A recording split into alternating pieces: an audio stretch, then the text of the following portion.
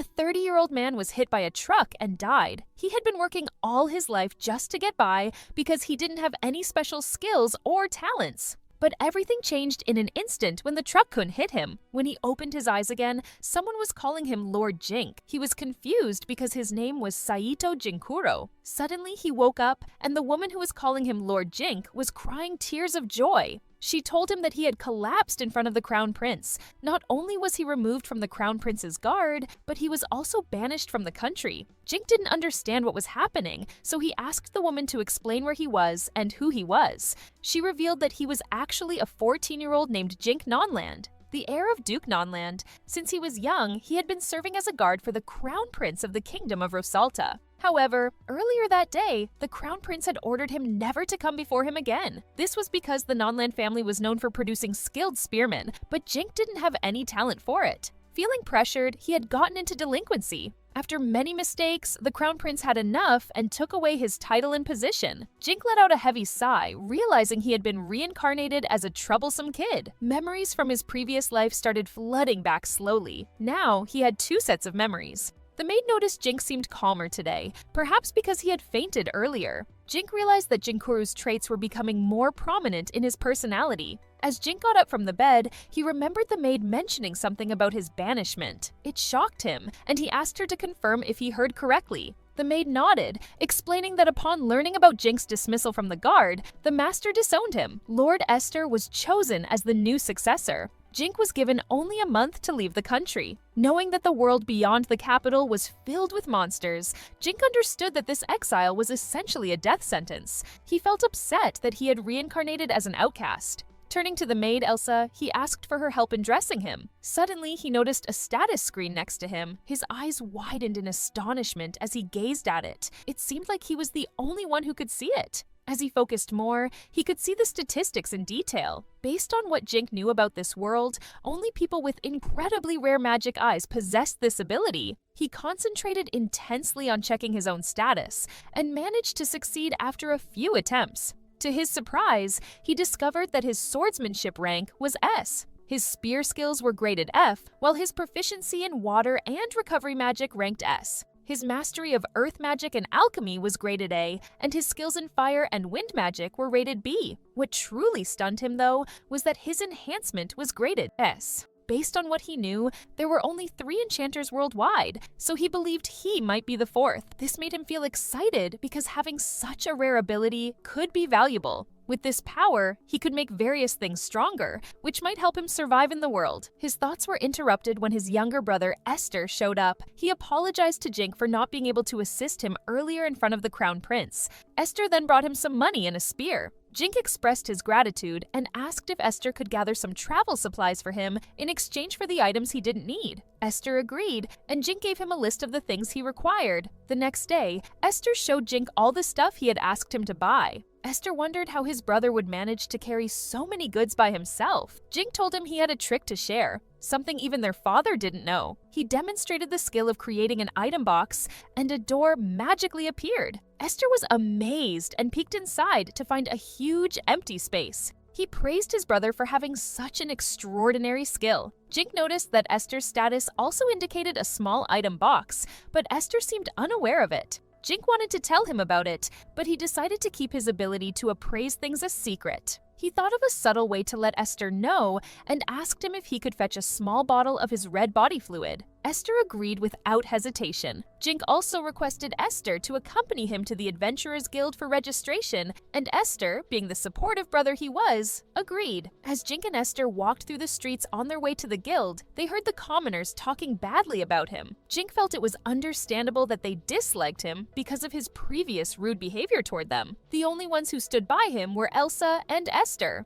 Elsa, who had been his wet nurse and had cared for him since he was a child, naturally supported him. However, Jink couldn't understand why Esther admired him. His memories didn't offer any insight into this puzzling situation. They arrived at the guild and completed the registration process. The staff there were rude to him. In the evening, Jink practiced sword training because he had a high rank in swordsmanship. He thought about how things might have been different if he had discovered his abilities earlier. During training, he felt light and performed exceptionally well. At the dinner table, Gordon Nonlin, the head of the family, told Jink that it would be his final meal there. Jink acknowledged this, excusing himself to get ready for the next day. In his room, he enchanted some gear, including an outfit and accessories, totaling 27 levels. When combined with Jink's base level of 25, his overall reinforcement level reached 52. Using this ability tired him out. To replenish his energy, he drank a mana potion before beginning work on Esther's gift. The next day, Esther and Elsa were at the capital's west gate to see him off. He thanked both of them and gave Esther a card and a box as a present for helping him. He told Esther to drop some blood on the card secretly later. He advised him to open the box when he had left the country. Esther cried as Jink said goodbye to them and left. Jink was determined to start his adventure as he looked at the mountains outside the capital. Jink's first goal was to reach the border, but there were many cities in between that took days of traveling. He thought of using his enchant-boosted body reinforcement. After activating the skill, his body started running crazy fast. He got excited, thinking that now he could reach the destination way sooner. He stopped at a place after an hour. No matter how much he ran, he did not run out of breath. He was extremely satisfied with the enchanting skill he possessed. He suddenly caught sight of several bodies lying around injured. He got startled and started screaming. He calmed down after a few moments, but some goblins appeared to attack him suddenly. His body reacted fast to the attacks and started moving before he could think. With enchantment, he easily defeated all the goblins. After the fight, he sat down by a tree and deduced that he could level up properly. Jink had to calm himself down a little after the battle because there was a gruesome scene before him and he wasn't used to it. In this world, it was normal to take equipment from people who had been defeated in battles, so Jink took some stuff from people lying on the ground. If he brought back the remains to the guild, he could get some rewards from the surviving family, but he preferred to be out of the country as soon as possible. He got to dissecting monsters after that. The subjugation proof for goblins was an ear and a stone near their heart, which could be turned in at the guild for money. Jink was very bothered by the dissection process, but he did it anyway. Jink confronted a lot of goblins and kobolds on the way to the post town Rio. He got used to battle by the time he reached the town the following morning. He checked his status and noted that he had leveled up a lot. He took out a bunch of extra weapons from his item box, as a piece of equipment could only be enchanted once. Jink traveled a bit further and then stopped at a spot where adventurers rested. There were several adventurers nearby. He drank a mana potion to recharge when suddenly some injured men appeared shouting for assistance. They needed an X potion desperately. Another adventurer nearby mentioned how rare and precious X potions were, doubting anyone would give one away. One of the injured men dropped to his knees, begging. Jink stepped forward, announcing he had some. Judging by their appearances, the injured men didn't seem dangerous, so Jink decided to help. They gave an EX potion to one of the badly injured men who was immediately healed. Jink was surprised by how quickly it worked. A man from the gang thanked Jink and introduced himself as Alec Thunder, the leader of a group called Dragon's Tears. He gave some money to Jink and apologized for it not being enough. Alec explained that they had encountered a powerful red ogre, a high-level monster, which left them badly injured. He bowed to Jink and offered to become his slave to repay him for saving their brother's life. In this world, slavery was common, but Jink refused Alec's offer, not wanting him as a slave. Suddenly, a horde of orcs appeared, attracted by the scent of blood. These orcs were lower-ranked monsters, so Jink believed they could handle them. However, the men who had faced the ogre were still recovering, and their equipment was in disarray. Jink retrieved various weapons from his item box and distributed them among the men to prepare for the fight. Jink swiftly dealt with some of the orcs, while the others joined in the battle. Out of nowhere, a group of men was suddenly knocked out by a single powerful blow, delivered by an orc general with a B rank. Jink attempted to take on the orc alone, but the general easily pushed him back with one punch. If Jink hadn't been protected by an enchantment, that hit would have ended the game for him. The orc attempted another strike, but Alec intervened, attacking from behind. With the orc's attention now on Alec, Jink seized the opportunity and stabbed it in the head. Despite the difficulty, he successfully managed to decapitate the monster. Seeing their general defeated, the remaining orcs fled the scene. Alec praised Jink and asked if he was a high-ranked adventurer. Jink replied that he was only a beginner with a G ranking and managed to defeat the monster with Alec's help. Other adventurers nearby overheard Alec mentioning Jink's name and wondered if he was the same Jink Nonland who had been exiled. Jink decided there was no point in hiding, so he confirmed his identity. The adventurers were surprised because Jink didn't match the rumors they had heard about him. Jink then asked Alec about his plans. Alex said they were heading to Morbiberg, but now he considered himself Jink's slave and would follow him anywhere. Jink felt pressured by Alex's insistence. To keep Alex safe on the journey to Morbiberg, Jink suggested they travel together. Once they reached the capital, Jink planned to introduce Alec to his brother, Esther, and give him something to repay him for becoming his slave. Alec burst into tears and hugged Jink tightly to express his gratitude. Meanwhile, 3 people watched them from a distance, including an elf woman who found Jink intriguing. Jink's party had to battle the remaining orc hordes to cross the border. Eventually, they reached the goblins' forest. As the name suggests, the only creatures here should be goblins, which Jink can handle easily. He takes out many of them without much trouble, but their numbers are overwhelming. The rest of the party joins in to defeat them all. After the fight, everyone is exhausted and resting on the ground. One person asks Jink why he's the only one not badly injured, even though he was on the front line. Jink nervously chuckles and explains that it might be because of his strength advantage. Technically, he's not wrong, because his ability to enchant objects with magic has boosted his physical capabilities. The elf girl from earlier interrupted him and called him impressive. She introduced herself as Karen, the leader of the party's Sacred Flame. A man with her introduced himself as Bogard. The third person of the party took a good look at Jink and figured out that he was an enchanter. This suddenly put a smile on his face, and he excitedly introduced himself as Will. Jink shook Will's hand and checked the status of their party. He noted that they were an A-ranked party with highly skilled members. Will had the skill weapon appraisal mentioned in his status. Jink wondered if this was how Will figured out his enchanting ability. He asked Will how he knew. Will replied that he saw that all Jink's equipment was imbued with physical enhancement +8, which was a feat achieved by enchanters only, as it was challenging to enhance multiple pieces of equipment with the same value. The adventurers around him heard the conversation and started bombarding Jink with questions. Will inquired if Jink would be willing to enchant something for him at a reasonable price. Jink answered that certain conditions had to be met for performing this ability. The owner's blood had to be dropped on the object to be enchanted. In that case, only the owner could use the enchantment effects on the equipment. Alternatively, Jink would have to go through Morbiberg. Jink forbade the party from telling anyone about this ability until he was officially on the same level as them. The party members agreed to his terms. Will stated that they were all adventurers of Qual, and they would have loved to have an enchanter in their country. Jink was open to any price for enchantments because he had never met enchanters before, so he didn't know the usual prices. He offered them some cards and explained how each could be used. Will was shocked to learn that Jink could provide appraisal, magic bag, and alchemy magic with his rare ability. All 3 members had their equipment enchanted. The only card left was an appraisal one for all 3. However, Jink was very tired by this point. He kept drinking mana potions to stay energized. The members dripped some of their blood on the cards to enchant them. Will was pleased with his appraisal card. He asked Jink if he knew their talents, since the card only listed their skills. Jink replied that talents were uncertain. Some people's talents might never develop, so they weren't listed on the card. The adventurers of the Sacred Flame gave Jink a hefty sum of gold and valuable items in exchange for enchantment services. Will found it odd that Jink, who possessed many rare items, was traveling without a caravan. When asked, Jink revealed that he had been exiled. This revelation shocked them, prompting inquiries into the reason. Jink explained that he had always been shunned by others, so being falsely accused was inevitable. He had kept his abilities secret, even from his own family. Fearing exploitation by those in power, he harbored distrust toward everyone. Will expressed gratitude for Jink's honesty and invited him to accompany them to the Qual Kingdom, assuring him of a warm reception. There were many monsters on the border,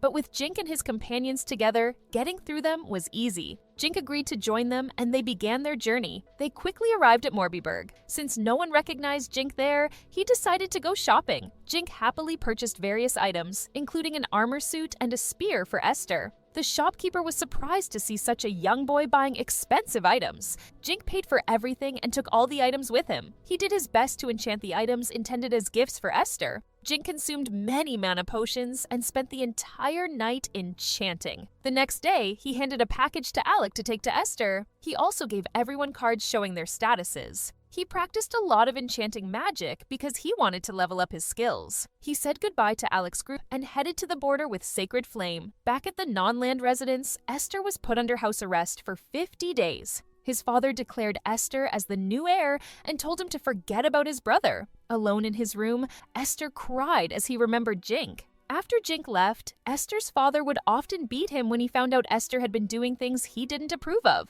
Esther would get scolded for going against his father's wishes, and as punishment, he was confined to the house for 50 days. His father even declared that Jink was no longer part of the family. Locked away in his room, Esther worried about his brother's well-being. Despite the situation, he had faith that Jink was still alive and doing all right somewhere out there. Meanwhile, in another country, Jink was busy fighting monsters. He would often mention Esther's name, expressing how hard he was working. Jink was joined by members of the Sacred Flame who fought alongside him. Will, using his wind cutter magic, effortlessly sliced through a giant monster. Jink was impressed by Will's A-ranked skills and was told that he would soon level up with his enchantment skills. Will admitted he was better with flame magic, but the forest restricted its use. Karen and Bogard finished off the remaining monsters. Curious if lower-ranked adventurers could now cross the border since they had cleared out most of the monsters, Jink asked Karen. She explained that this area was still off-limits for adventurers ranked C or lower. When merchants crossed the border, they usually had guards ranked A or B with them. Going deeper meant risking encounters with wyverns, which scared Jink a lot. Jink and the party had reached the country's border. Massive gates stood before them, guarded by several guards. Jink wondered if they could pass through smoothly because it was said that nobody exiled had ever slipped past the border. Karen and Bogard reassured him, promising to intervene if things didn't go as expected. A ranker was treated like an earl or count, while an S-ranker was like a duke. Inspectors there were ranked up to viscounts at most, so their party had authority over them. A guard suddenly appeared and requested their IDs. He was shocked to see Jink's ID, realizing he was Jink Nonland, who had been exiled. He asked how Jink had managed to get there in just 5 days. Karen stepped forward and asked why it mattered. She pointed out that he had been ordered to leave the country, and he had complied, so there shouldn't be anything to complain about. The guard got offended and yelled at her, questioning how a commoner could speak to him like that. Karen shoved her ID in the guard's face, and he started sweating when he realized she was an S-ranked adventurer. Karen threatened him, saying she would test her weapon on him if he didn't shut his mouth. The guard got scared and ran away. A higher-ranked guard showed up and said sorry to them for his subordinate's behavior. He asked why people from the Kual Kingdom were traveling with someone like Jink, whom he described as a disrespectful man. The guard said Jink had apparently tried to poison the head of his family to get their money. Jink was shocked to hear this new accusation of attempted murder. He figured his family must have really disliked him to make up such stories. Will explained to the guard that they were only escorting Jink because they heard he had been exiled. According to the kingdom's rules, when someone gets exiled, they had to leave the country within a certain time and never return. Jink followed the rules, so nobody should stop him. But the guard thought the time Jink took was too quick, which seemed suspicious. Will stood up for Jink, saying that they'd been traveling together for 3 days and had no issues with him. The guard tried to argue more, but eventually gave up and let them go. They reached the territory of the Kual Kingdom. Jink thanked Will and the others for their help throughout the journey. Will asked him if he had ever considered how the Rosalta Kingdom would react if they found out he was an enchanter. He explained they might try to take him back, or even eliminate him. That's why he suggested Jink register with the Kual Kingdom. If he found a job in town and leveled up regularly, he could eventually reveal he was an enchanter on his own terms. The people of Kual would support him, and as long as he was registered with Kual, Rosalta couldn't harm him. Jink agreed to the idea and decided to visit the guild. Will gave Bogart some instructions that Jink didn't understand. Later, Jink excitedly told Karen he had enchanted a healing card for her, and she happily accepted it. When Karen and the guy reached the Adventurers Guild, everyone glanced at Karen. They seemed fascinated by her presence. Some looked envious that she was accompanied by a new guy. They asked the receptionist for registration details. The guy then asked Jink to display the things he had hunted previously. Jink suggested they move to a larger area for this. Then they all moved to the guild's backyard. Jink took out some bags from his item box. The bags were filled with goblins' ears. He didn't have time to dissect orcs, so he brought their bodies with him. He angled the opening of the item box towards the ground, and numerous orcs started falling. The guys assessing him froze in their places, their mouths hanging open. Converting all the stuff into money made a total of 24.3 million yen. Jink was elated that he had earned this much money. He could never dream about getting his savings up to 6 digits when he was Jinkaroo. He had accumulated enough points to rank up to level C, but he still had to pass a rank up test to attain that level officially. He was going to have a mock fight with the examiner for that test. he got guided to the battleground. A man appeared behind him and introduced himself as the guildmaster, Snow. He stated that he would be the one fighting Jink. News quickly spread throughout the guild that the master was personally testing someone. People were curious about the challenger's skills. At the testing area, the referee announced that they would combine rank D and C tests to save time. The guildmaster expressed interest in testing the challenger, Jink. Despite warnings from the referee about the risks, the guildmaster was eager to participate. Karen reassured him from the crowd, offering to heal any injuries. This drew anger from some men in the audience who resented Karen's attention towards the guildmaster. The referee signaled the start of the fight. The guildmaster attacked first, charging fast at Jink. Jink barely dodged in time. The master began a series of attacks that Jink tried to dodge. He was so swift with his attacks that Jink couldn't keep up and got a minor hit on his cheek. The master mentioned that usually opponents gave up after 3 minutes, so it was impressive that Jink was still standing. It had been a while since he faced this kind of resistance. This time, Jink tried to initiate an attack, but the master easily dodged it. Jink noted that his swordsmanship level was 104, so it wasn't surprising that he was this good. They continued trying to attack each other. The audience was impressed by Jink for keeping up with the master. The guildmaster started to get tired, but Jink remained unfazed. He applauded Jink for holding up against him for so long and declared that it was time to finish this. Both of them charged at each other simultaneously. Using his enchantment, Jink ducked down, avoiding the master's attack and landed a hit on his torso. The audience was shocked when they saw the match's outcome. The master fell to his knees, admitting defeat. Karen rushed over and offered to help heal him. Weakly, the master said a potion would do. Karen then turned to Jink, poking his cheeks, saying she'd heal him instead. Jink blushed, saying he wasn't even hurt. Will approached, clapping, impressed that Jink had defeated the guildmaster. He asked for the secret, and Jink hesitantly confessed he had redone the enchantment on his gear. Will then loudly announced that Jink had been an enchanter all along. Everyone at the venue was shocked by this revelation. The guildmaster couldn't believe that Jink was an enchanter because there were only 3 in the world. Will assured him of Jink's ability, mentioning his membership in the Sacred Flame. He showed the master his appraisal card to prove that Jink also had the skill. Sweating, the master tried to process everything. Jink reassured him, saying he was strong and wouldn't have won without enchantments. The master nervously chuckled and declared Jink a temporary C-ranked adventurer. Jink celebrated at first, but then he started to worry when he realized his rank was just temporary. He asked Will why he wasn't a full rank yet. Will explained that enchanters automatically start at S rank, but until it's official, he's stuck as a temporary C. It was important for the guild to see his abilities in combat, because if he wasn't good enough, the government would send guards to watch him all the time. Jink wondered why Will was helping him so much. Will was surprised by the question, but then grinned, saying he wanted to see what kind of story Jink would create. He promised that with his enchantment and assessment skills, Jink might even reach SS rank, which is higher than S and comes with freedom from authority. Jink could become like a feudal lord if he succeeded. Will asked if Jink was up for the challenge, knowing it would take a lot of effort. Thinking about all the unfair treatment he endured, Jink saw this as a chance to prove himself with his enchantment. He was determined to work hard and achieve SS rank. Jink sat inside a carriage surrounded by guards as he studied hard for an upcoming entrance exam. About halfway through the month, a commotion erupted outside. Jink, hearing the chaos, exited the carriage to assist his guards. Kobolds had launched an attack, and the guards were engaged in combat. Thinking it was an opportunity to test his water magic, Jink conjured a water ball and hurled it at the kobolds, blocking their path. However, the water merely soaked the kobolds without harming them. Realizing his mistake, Jink fled, focusing on making his next attack stronger and faster. Concentrating, he created a larger, more powerful water ball,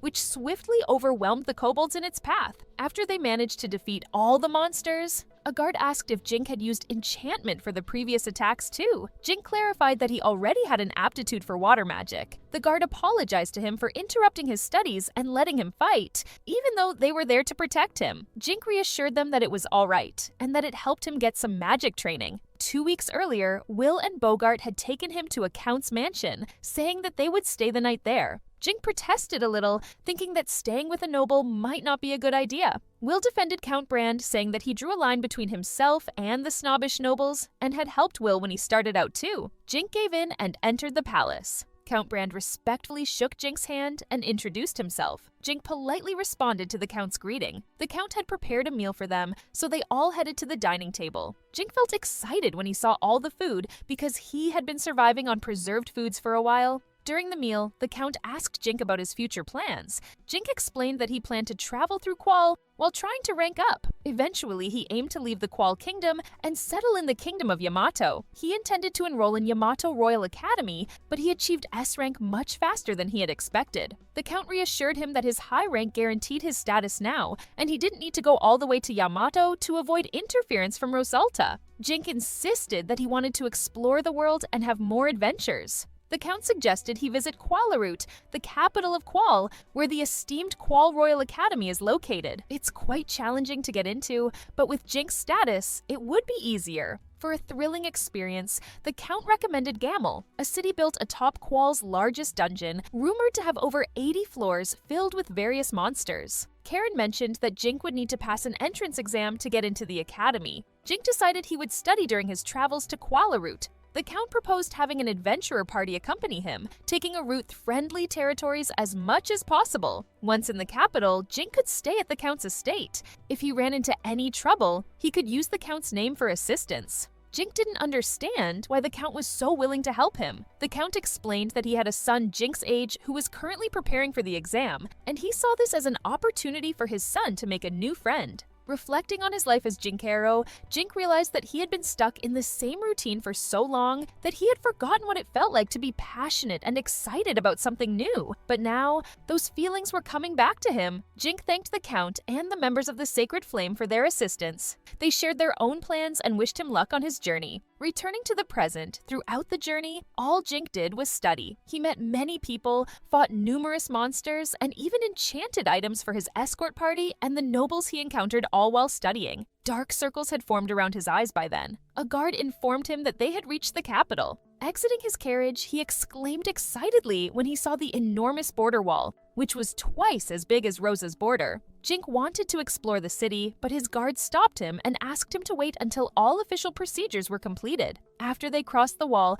they arrived at Count Brand's house. Count Brand's wife, Maria, and his son, Chris, greeted them warmly. Chris immediately offered to give them a tour of the house, while Maria suggested that Jink should take a rest. Chris insisted it was fine and asked Jink to come along, but Jink collapsed from exhaustion. Chris and Maria became worried and called for a doctor. While lying motionless on the ground, Jink realized that his appraisal level had reached its maximum. Meanwhile, at the Qual Royal Palace, news spread that an enchanter had entered the country. The king, seated on the throne, asked if this information was confirmed. A butler confirmed it and mentioned that the enchanter wished to join the Royal Academy. The king decided that they needed to assess the enchanter's character and abilities. At the Qual Royal Academy, the entrance exam begins. Jink easily solves the exam, as this exam is only more challenging by this world's standards. Japanese exams are more complicated, and besides, he had studied till he literally passed out. Also, more points are allocated to the physical exam, so he should be fine. For the physical exam, they have a high-ranked appraisal expert assessing students' skills.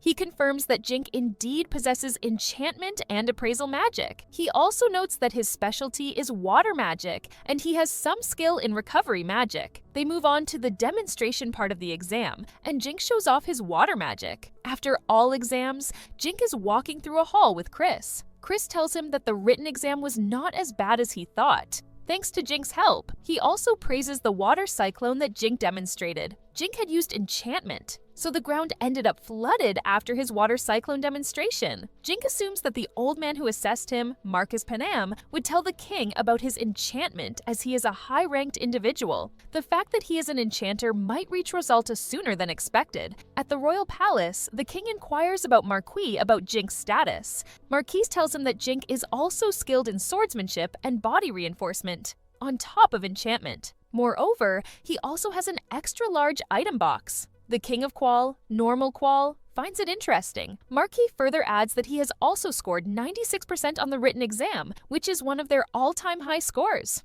Undoubtedly, Jink would place first in the Magic Department entrance exam. One panel member suggested they needed to win over a prodigy like him. The king asked about his personality. They had heard that he tried to poison his father, so if an influential person like him had evil intentions, he would have posed a threat to Qual. Marquis answered that he had not seen any criminal titles when he appraised him, but for someone belonging to House Nonland, his spearmanship skill had been strikingly low. He believed that Rosalta had spread false information about him and exiled him unjustly. Due to this, Jink did not respect nobles and authority figures. If they wanted to reach out to him, they should have done it with caution. The king wondered why Rosalta would exile him for such an insignificant reason, such as having no talent in spearmanship. They might have had some ulterior motive. They must have exiled him without knowing he was an enchanter. The king stood up and declared that Jink was now under their protection, but they would not have used his powers for their own interest. A few days later, Chris happily told Jink that he had placed first in the exam. They were both chosen as first-class students.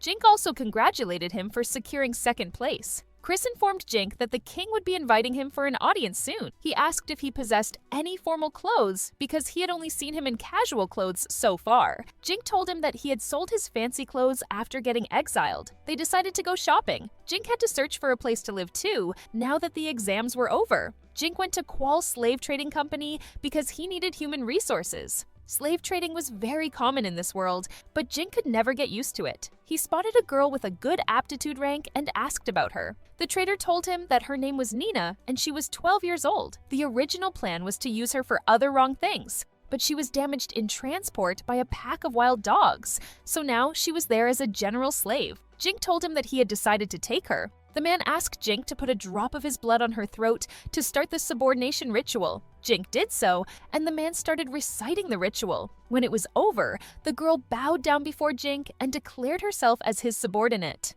Back at Count Brand's home, Jink began a conversation by asking Nina about her origins. She explained that her parents were poor farmers who had to sell her because they couldn't afford to feed her. They felt relief after letting her go. Sensing it was a sensitive topic, Jink decided to stop asking questions about it. Instead, he outlined his 5 rules for her. She had to obey him without question, not harm him, never lie to him, keep his secrets, and not put him at a disadvantage. As long as she followed these rules, she had some freedom. Even though he was technically her master, he didn't want to overwork her. He assured her that he wouldn't hurt or punish her for small mistakes, and encouraged her to talk to him directly if something went wrong. Nina then asked if it was okay for her to avoid doing any inappropriate tasks, considering her past as a damaged slave. Jink was startled by the question, and told her that he had never expected anything like that from her in the first place. She argued that it was the only thing she was suitable for. She couldn't do manual labor and couldn't read or write.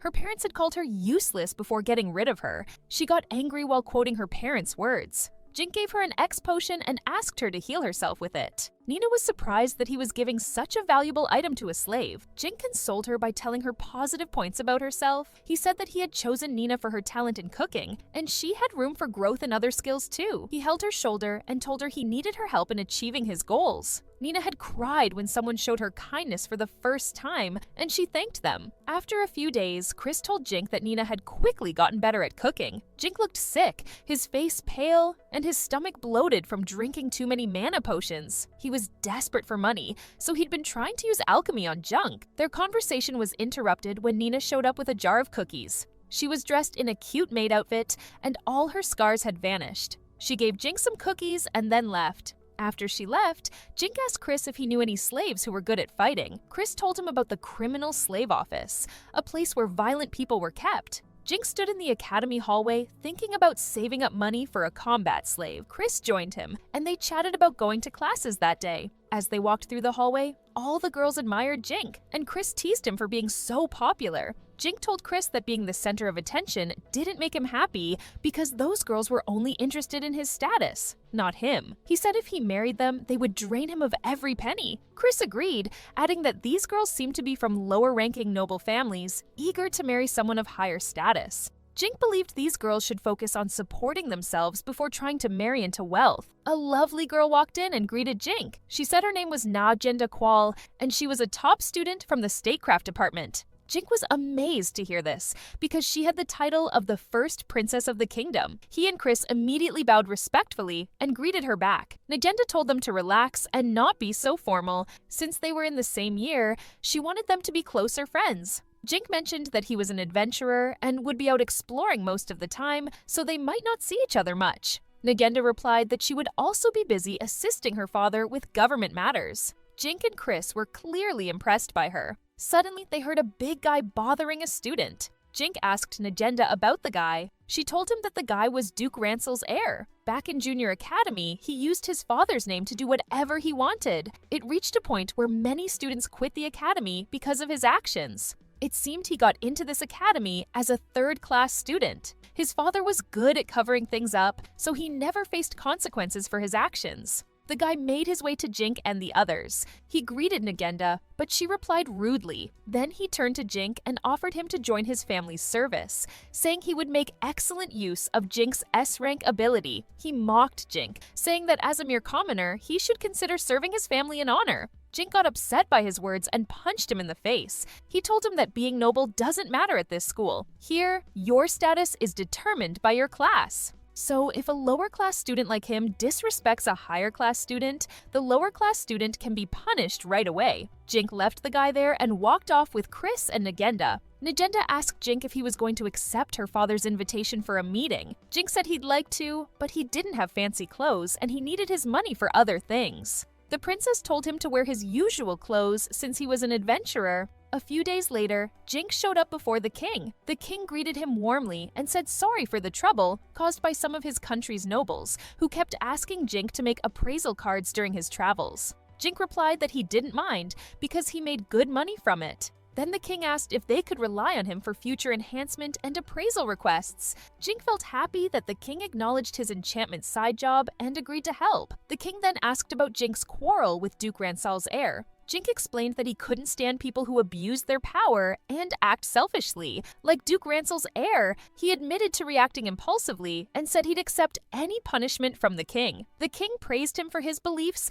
and told him not to worry about what might happen because of the argument. He congratulated Jink for coming first in the written exam and offered to reward him with whatever he wanted. Jink said he wanted permission to buy human resources from the criminal slave sales office. He explained that he needed slaves to help him explore Gamel's labyrinth and was worried about spies from Rosalta sneaking in. He thought slaves were the safest choice. The king admired his clever plan and gave him permission to buy the criminal slaves. Jink and Nina went to the criminal slave sales office. As they walked through different cells with criminals, Nina felt scared. In one cell, Jink noticed a slave who caught his eye. He thought the guy had potential for growth and combat skills. Curious, Jink asked the guy about his crime. The guy explained that he had a troubled relationship with his father's second wife. She tried to kill him to inherit his father's wealth, and he ended up accidentally killing her in self-defense. Nina told Jink that the guy's price was too high. Jink wanted to buy him, but it would drain all his money. Plus, he still needed to find a place to live. He wondered why no noble had bought such an impressive guy. When he asked the guard said people were scared of him because of his crime. Ian interrupted by saying that his father wanted to repurchase him, but his price was 10 times higher for family members. His father couldn't gather that much money, and he lost the courage to face his family. Nina told Jink that she didn't find this guy scary. Unlike other criminals, Nina's words gave Jink the final push he needed to make his decision. He announced that he would buy Ian. At Count Brand's wife's request, King Qual gifted Jink a mansion. Chris also gathered more requests for appraisal cards for Jink. Nina practiced reading, writing, and cooking. Ian trained his wind magic and swordsmanship, and he showed impressive progress as expected. However, Jink noticed that Ian looked worried sometimes. Jink encouraged him to talk openly, but Ian didn't say anything. Deciding to ask directly, Jink and Ian headed to the market. While there, they noticed a guy in a cloak who seemed to be following them. Jink and Ian were out shopping for things they wanted. After they finished shopping, Jink reminded Ian to speak up if he had any concerns, as being forgetful could be risky during fights. Suddenly, a young boy appeared, pointing a spear at Jink. He demanded that Jink stop using his brother however he pleased and let him go, or else they would have to fight. Jink checked the boy's strength and saw it was much weaker compared to Ian's. The boy even had a title that said Ian's Leftovers. Jink mentioned he was a top-ranked adventurer, and the boy wasn't in a position to fight him. The boy yelled again for Ian to be set free. Jink, getting annoyed, said he couldn't release Ian because he had bought him for a high price. Amidst the chaos ahead, Ian knelt down and said sorry to Jink on behalf of his brother, pleaded with Jink to spare his brother's life. Ian's brother yelled at him, telling him not to kneel before someone like Jink. The people around them started talking, and Jink realized he looked like the bad guy in front of everyone. Ian asked his brother how he couldn't hate him for taking their mother's life. Ash, the younger brother, said he was mad at him for that, but he found it disgraceful that he was treated like a slave. He wanted his smart and cool brother back. Their father had promised to save money to buy him, but someone bought him before that could happen. Jink interrupted and declared that he would entertain Ash as an opponent, drawing his sword. Ash charged at him with a spear, but Jink quickly cut it in two with his sword. Then he sliced Ash's cloak in half, causing him to fall to the ground. At that time, some guards showed up and tackled Ash to the ground. They were from the guild, and one of them asked Jink to come to the guild for a hearing. Jink told Ian to quickly stash all the shopping in his item box. They'd talk more later. When Jink got home, he was worn out. Nina ran to him crying and led him to Ian's room, where he found Ian attempting to take his own life. Jink grabbed the weapon away from him, but Ian protested, shouting that he deserved to die for disrespecting his family. Jink argued that it wouldn't solve anything and asked for a different punishment. Jink got angry and announced that they would leave for the dungeon city, Gamal, the next day. While they were exploring, Ian was being worked like a horse, doing everything that was asked of him. Eventually, Ian made a vow that he would keep working until he couldn't anymore. He asked Jink about Ash's situation, and Jink explained that Ash had been placed in the guild's isolation cell for a few days, but wouldn't face any further punishment. Ian thanked Jink for the lenient treatment and explained that Ash had been spoiled growing up, but he was still Ian's precious brother. Talking about his brother reminded Jink of Esther. He mentioned that he understood the feeling of having a precious brother and hoped that his own brother was doing well. Meanwhile, back at Nonland's residence in Rosalta, Elsa sat on a bed looking sick and exhausted with Esther by her side. Esther tried to comfort her by saying that he was sure Jink was fine, but he was worried about Elsa's condition because Jink was like a child to her. As he left Elsa's room, a boy appeared and asked him to return to the annex. Esther argued that he was still on the property and his father wasn't here, so it shouldn't be a big deal. The butler pointed out that Esther still seemed worried about Jink, the outcast. With an evil grin on his face, he advised Esther to forget about him since he was just a lowly criminal. Esther retorted that he must have been so bored now that the target of his teasing had left. As Esther started to leave, he reminded him of the times he had done petty things on the orders of the higher-ups. Esther regarded his brother as an amazing person. Esther believed that if anyone called his brother an outcast, they didn't really know him. In the past, to meet the expectations of the higher-ups as an heir, he trained with spears every day. This inspired Esther to learn spearmanship too. Jink was decent with the spear, but Esther quickly surpassed him. Whenever they sparred, Esther always won. Jink even asked Esther for tips to improve his skills. Esther knew Jink felt embarrassed being beaten by the son of a concubine, but he still treated Esther kindly. However, people's attitudes towards Jink changed a lot. His grandfather started favoring him and ignoring Jink. It was clear that rumors about Jink were being spread on purpose. Over time, the rumors got worse, and Jink found himself with nobody to rely on. Esther believed he was the one who had ruined his brother's life. At the Rosalta Royal Palace, a meeting took place. Noble Nonland, the former head of the family, and the kingdom's crown prince Elliot were also present. The audience expressed their dissatisfaction, saying that exiling an enchanter was a grave mistake. They added that it would be very difficult to retrieve him since he had escaped to Qual. Interrupting them, the crown prince asked how long they intended to dwell on this argument. A member of the council replied that since the crown prince had supported Jink's exile, he also had to bear responsibility. The prince confessed that he had assumed Jink would be taken care of by goblins or kobolds, but luck was on his side, allowing him to reach Qual. He remarked that Jink being an enchanter was actually good news, because it implied that he and his father also had the talent for enchanting. The king scolded him and tried to halt his speech, but Elliot persisted, stating that Jink shared the same bloodline as his father. He argued that since he and his father shared the same blood, they too could become enchanters like Jink. The council members were shocked when they found out. They wondered if Jink could be the king's secret son. The king looked nervous and asked Elliot how he found out. Elliot said he overheard his father and grandfather talking. He said he'd be the one to save the country. He told a guard to tell his followers. They had to find the smartest sages and wizards in Rosalta. They needed to figure out how to make him and his dad into enchanters.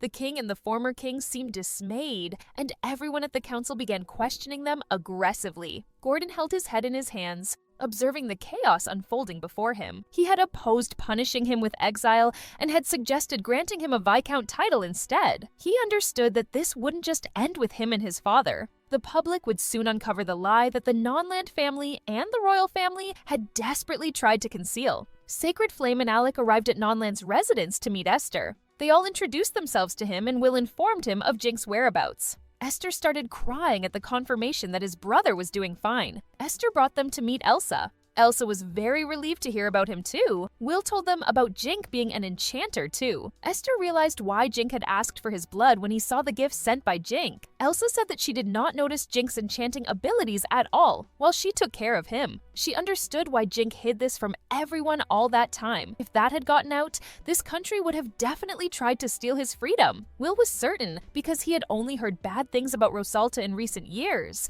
and the poisoning incident involving the Chancellor's family had sparked it all. That incident had only occurred because the Chancellor's daughter had Jink, with his father being the king. Esther's eyes widened at the revelation. Will realized that he had said more than necessary, and Karen hit him for not being careful in front of Esther. Esther seemed horrified after discovering that he and Jink were not blood-related. Elsa comforted him and continued the story from where Will had left off. Previous king of Rosalta had gotten the crown with the support of the Chancellor. Shortly after, the Chancellor's daughter became pregnant with his child. If this secret had gotten out, it would have made the king's position worse. So he tried hard to keep it hidden. He had ways to handle it, but dealing with the Chancellor's daughter, who was influential, was tricky. Eventually, the pregnant lady carrying Jink was sent to House Non-Land, which was powerful, to marry Lord Gordon. Elsa, who used to work as a servant at the Chancellor's house, was sent with her. However, the former head of House Non-Land, Lord Noble Non-Land, didn't like this arrangement. He didn't want to pass on his family's legacy to a child who wasn't related to him, so he poisoned the food at one of the Chancellor's family gatherings.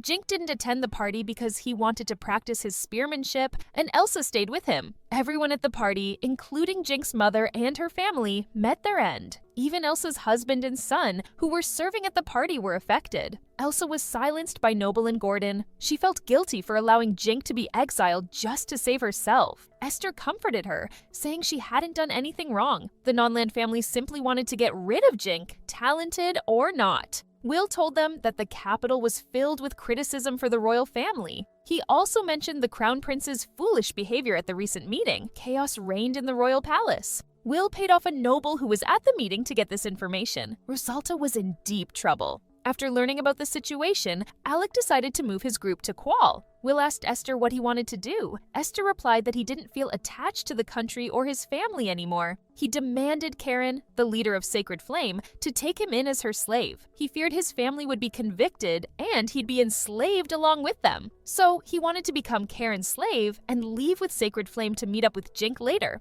Elsa also insisted on becoming a slave with Esther. Outside the door, the rude butler listened to everything. He decided to grab some expensive stuff and leave the place because he thought the house was finished anyway. Karen dressed up Esther in a maid suit. Esther was extremely shy and embarrassed wearing that, but Karen had fun. She justified it by saying that Esther was a high-ranked noble successor, so he was pretty well known. It would have been impossible to make it through the inspection if he didn't disguise himself. Esther still didn't understand why he had to cross-dress. Even Elsa teased him about it. They all left for the Qual Kingdom right away. Esther still felt uneasy knowing that Jink was not his blood-related brother. Jink, Nina, and Ian arrived at Gamel. The city was bustling with people just as they expected. They gazed at the large entrance to the dungeon. Ian told them that in ancient times, the entrance used to be nothing more than a huge hole leading into the dungeon. As more adventurers began to arrive, the city started to grow. Jink noticed that Ian seemed quite knowledgeable about Gamel. Ian explained that his family had a shop branch here, so he had visited often with his father. His family mainly traded with mid-sized clans. Clans were essentially groups of adventurers. Small clans had just a few parties, while big clans could have several hundred members. Being part of a clan provided a safe base for adventurers to operate from, so most adventurers in Gamel belonged to one. Some clans even used their strength as a shield to get what they wanted, which made them intimidating trading partners for merchants. They decided to head to the guild first to gather some information. The guild was massive, feeling like one of those modern malls to Jink. As he was about to speak to the receptionist, a large drunken man interrupted him. He made fun of Jink and Nina, suggesting they hire guards if they didn't want trouble. The The receptionist managed to get rid of him and apologized to Jink. Jink handed her his guild card, and she screamed when she saw his S rank. Everyone around was surprised. Some even thought about recruiting him to their group. Jink explained that his rank was because of his rare ability, but he still lacked experience. He was sent straight to the 5th floor,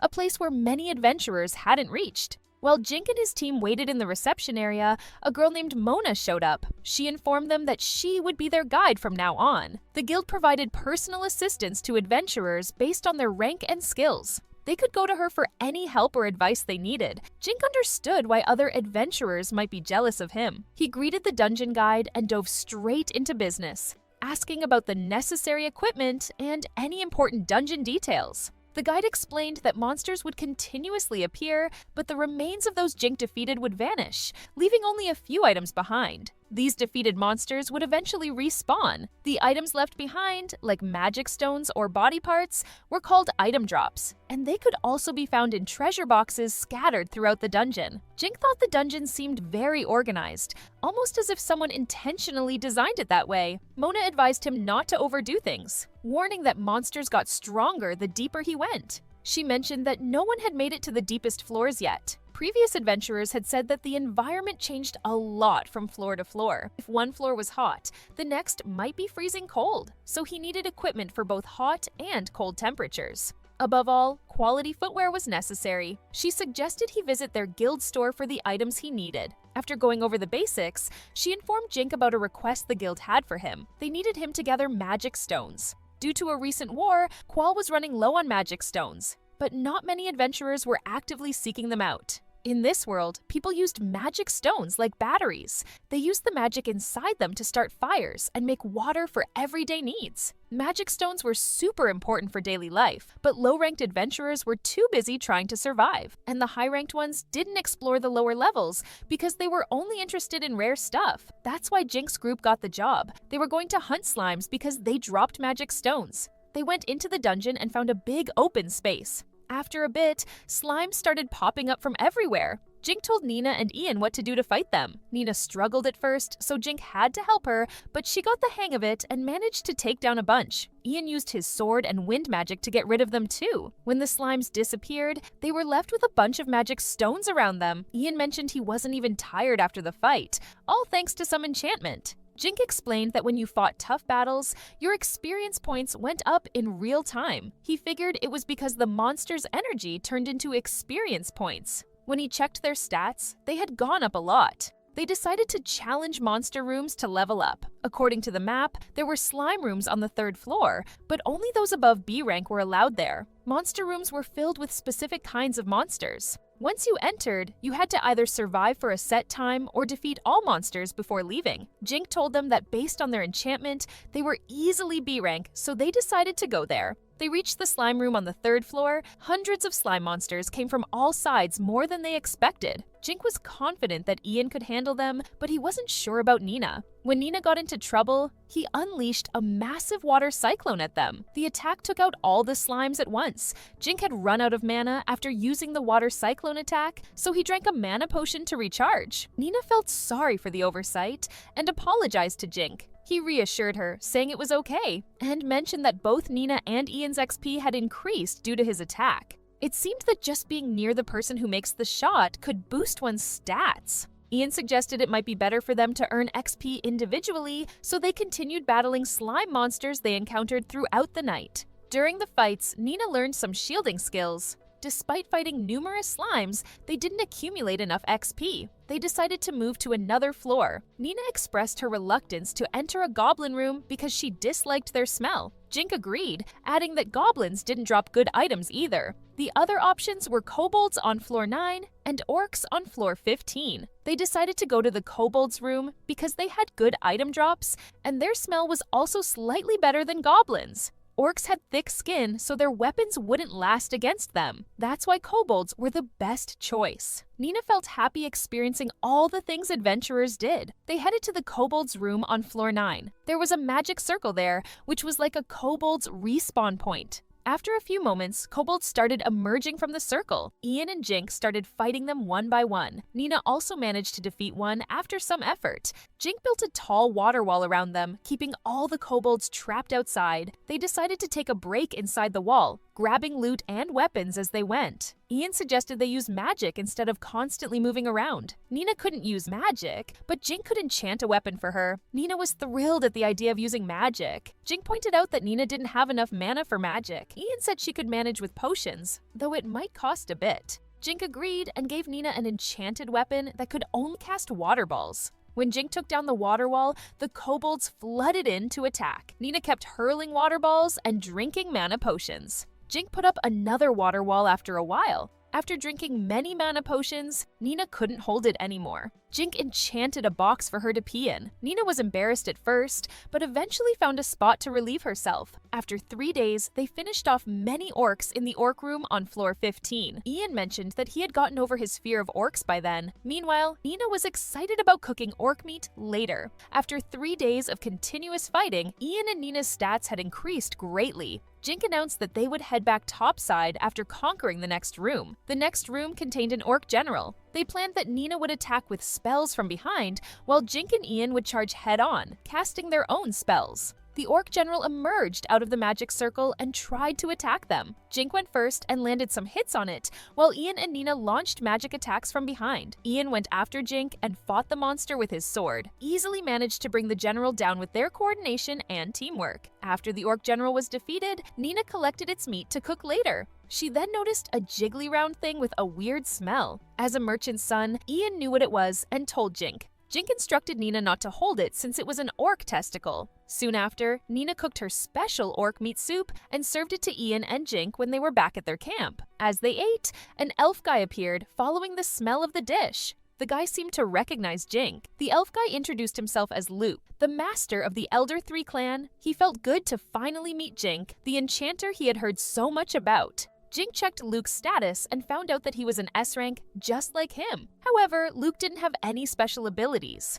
Jink assumed Luke must have been incredibly skilled to reach S rank without any rare abilities. Luke's archery score was exceptionally high. Ian told Jink that Elder 3 was the 3rd most influential clan in Gamel. Jink asked Luke why he was there when several people standing behind Luke approached Jink and started begging for food. Luke explained that his clan had run out of food, so they were making their way back up from the floor below. However, with all the monsters, it was taking them a lot of time. They might have starved before making it back to the top side. Luke offered to pay money, but Jink said he would like some information in return for the food. Luke agreed to the deal as long as the information wasn't confidential. Nina cooked the whole clan a good meal. Everyone praised her cooking after eating. Luke said that he never expected to eat anything other than jerky and bread there. Jink told him that he had bought a lot of ingredients and cooking items just in case. While they were eating, Luke explained the clan system to Jink. He told him about the 2 main clans in Gamel, the Depths of Purgatory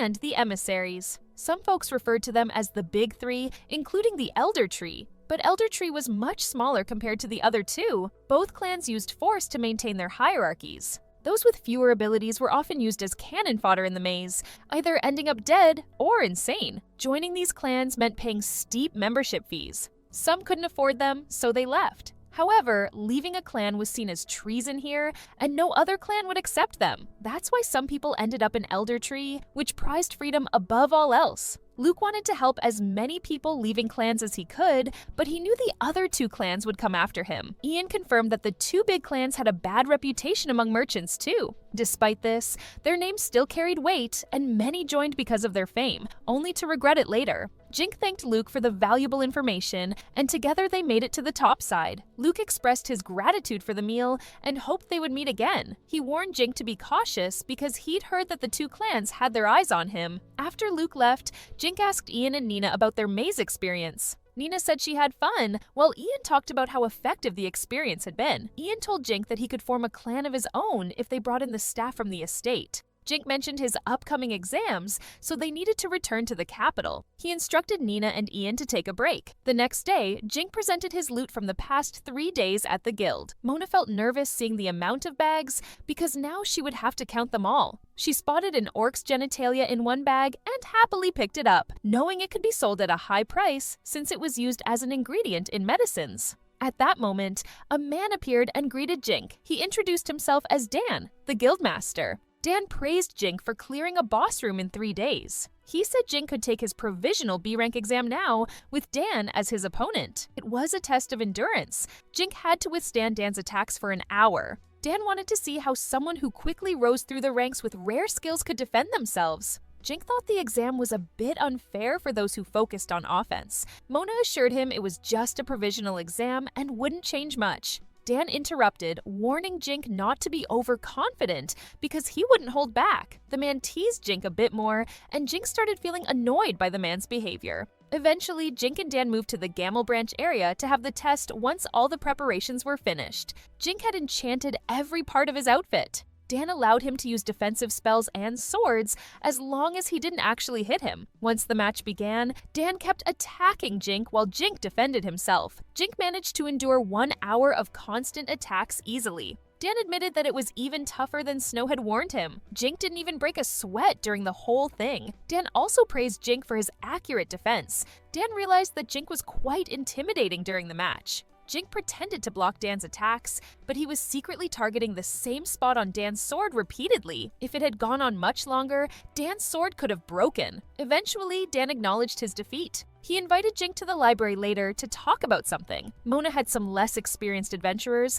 count Jink's loot for her earlier. She told Jink about the huge amount he earned through that. Now they, along with Dan, sat in the library. Mona informed Jink that as a provisional B rank, he no longer needed an escort when traveling, although having some security was still a good idea. Dan disagreed, saying Jink could handle himself well enough. Jink then asked Dan about what he wanted to discuss. Dan explained Ash's situation. Although the guild had released him, his father still wanted to make amends, so he came to gamble. Dan requested Jink to talk to Ash and negotiate a deal with him. He suggested that Jink could sign with a merchant he knew since Ash needed to sell goods anyway. Dan felt sorry for the man as his eldest son ended up as a slave and his youngest son was causing trouble. He hoped Jink could lend a hand to help out. Jink's opinion of Dan instantly changed after hearing this. He had thought that Dan was a self-centered, rude man, but it turned out he was actually kind. Jink said he was going to deal with that matter anyway, so he would meet him. After a few days, Jink and Ian met Ian's father. His father apologized for Ash's rude behavior. Jink said he would let it slide if he promised to keep his son in check. Jink also received a personal business contract with him. With Ian's help, they worked out the details pretty quickly. After the meeting, Jink told Ian to spend the rest of the day with his family. Maid Mamiza and Angie welcomed Jink back to his house. They handed over a letter to him. Jink opened the letter and noted that it was from Chris. Chris wrote that there were 2 slaves named Elsa and Esther at the Brand's house and wanted to meet him. Jink was shocked when he read the names. Jink rushed to the Brand's residence. Chris told him that he used to be a prince. Jink's eyes nearly popped out of their sockets when he heard that. Chris explained that he wasn't the oldest son of the Nonland family, but rather the illegitimate child of the King of Rosalta. This revelation had just come out, so the royal palace was in chaos. Will, Karen, and Bogard also appeared in front of Jink. Jink was confused about what was happening. He asked them to take him to Elsa and Esther. They led him to a quiet room. Elsa and Esther, wearing worn-out clothes with tired eyes, bowed their heads when Jink entered. Jink became furious seeing their condition and demanded to know who had done this to them. Karen replied that they had asked for it themselves. Chris explained that they had to do it because he and his mother couldn't treat slaves the same way they treated other servants. The servants would have caused an outrage, so they only asked to give them the bare minimum to survive. This was their atonement and apology to Jink. Jink didn't understand why Elsa and Esther would want an apology from him, so Will explained everything to him. He told him about the reason he got exiled and why Elsa and Esther believed that they were partially responsible for that. They became slaves, so Jink could punish them. It was all too much for Jink to take in. He first apologized to Chris and the Sacred Flame for putting them through trouble. Karen said that it was all right. She got to see Esther as a maid. Jink walked over to Elsa and Esther and asked them to stand up. He said he didn't want to punish them. He was just glad to see them okay. They didn't respond, so Karen had to tell Esther to lift his head. They both immediately apologized to Jink once they looked up. Esther apologized for his family's actions toward Jink, and Elsa apologized for not being able to protect him. Jink quickly told them not to blame themselves because none of it was their fault. When Esther respectfully called him Lord Jink, it made him angry. He yelled at Esther to stop, and then hugged him tightly, assuring him that they were still brothers. Esther started crying in Jink's arms, and then Elsa and Esther were brought inside. They changed back into their usual clothes too. Jink thanked the Sacred Flame members for everything and promised to enchant some items for them in return. He assured Esther that he would take care of him until he came of age. Jink expressed that he wanted to free Esther right away, but wouldn't be able to leave him alone until things settled in Rosalta. Being associated with Karen's name was better for them, since she was an S-rank adventurer. Esther and Elsa still insisted on serving Jink, but Jink shut them up. Jink's status had started showing King Rosalta's illegitimate child too. Will told them that the king and the crown prince had fallen from grace, leaving the throne empty. The queen also filed for divorce, and her home country dissolved their alliance with Rosalta. It was only a matter of time before a war broke out in Rosalta. Back in Rosalta, the former head of the Nonland family was sentenced to death, and Gordon Nonland was thrown into jail. The crown prince found himself confined within the walls of his palace. He grumbled about the nobles as he sat there until his father, the king, entered the room. Upon seeing his father, the prince turned to him, only to be struck by the king's scepter the moment he spoke. The king cursed his son, blaming him for everything that had gone wrong. He continued to beat the prince until the young man drew his final breath. In that moment, the prince realized he had departed from the world. Despite his death, he harbored a deep grudge against Jink, directing all his resentment towards him. He muttered Jink's name several times before a massive magic circle materialized in Gamel's dungeon. Jink stayed in the capital for 2 weeks and took his exams at the academy. After finishing his exams, he decided to return to Gamel with Esther and his group. Esther warmly greeted Ian and Nina when they arrived. Esther was wearing the armor that Jink had given him. Considering Esther's abilities, Jink thought it would be a good idea to spend 3 days repeatedly battling the orcs near the door, so Esther could get more practice. Jink believed that by the end of those days, Esther would be ready to join them in attacking the next floor. Ian questioned whether it was wise for Esther to start hunting orcs so soon. Esther reassured him, explaining that he had experienced hunting monsters during his guard duties for House Notland, and he had also fought some low-level monsters on the journey to Qual. However, it pained him to remember that he had done all that in a maid outfit. Jink informed Esther that he had an aptitude for wind magic, so on top of spearcraft, he should also level up his magic and mana. Nina asked Jink if Esther would have to drink a lot of mana potions like her, and he said yes. Nina got excited, thinking about how she would not be the only one feeling humiliated for having to pee. They got ready to leave for Gamel. Jink ordered Anzie and Mimosa to take care of the house while they were gone. Elsa also appeared with them in a maid uniform. Jink had given Anzie and Mimosa enchanted weapons, so they claimed that they would just use those weapons if things got bad.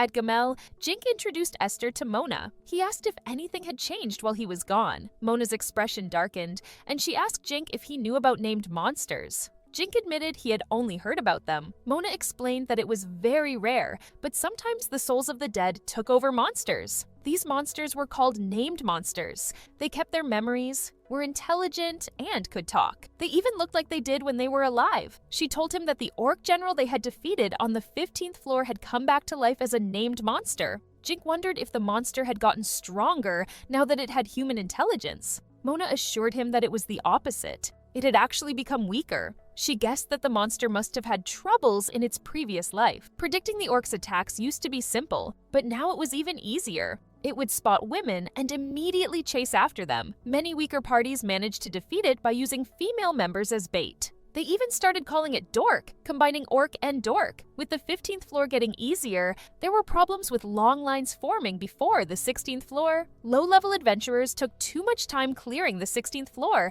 leading to congestion and arguments in the queues. Mona asked Jink to assist anyone they encountered. Jink reassured her that he could enchant his entire party with healing abilities. On the 15th floor of Gamel, Esther battled some orcs using magic. He cast an attack called Air Slicer, which took down most of them. Ian noticed Esther's progress and improvement in just a few days. Esther also felt pleased with his own growth and improvement. Jink admitted he had been a bit worried if Esther could do more than just thrust with a spear, but now he was even using slicing techniques. Nina wondered how Esther managed not to take breaks while constantly chugging potions. They took a short break before deciding to move on to the next floor. Esther's level had jumped from 23 to 57 in 3 days. Now, they only needed to defeat the orc general to advance. Jink insisted on taking the front line, even though the general was weakened, just to be cautious. He also suggested Nina stay in the back, as the monsters behaved strangely around women. The orc general appeared from a swirling magic circle chanting Jink's name. Jink checked its status and found out it was Elliot, the crown prince. Jink announced what it saw in its status.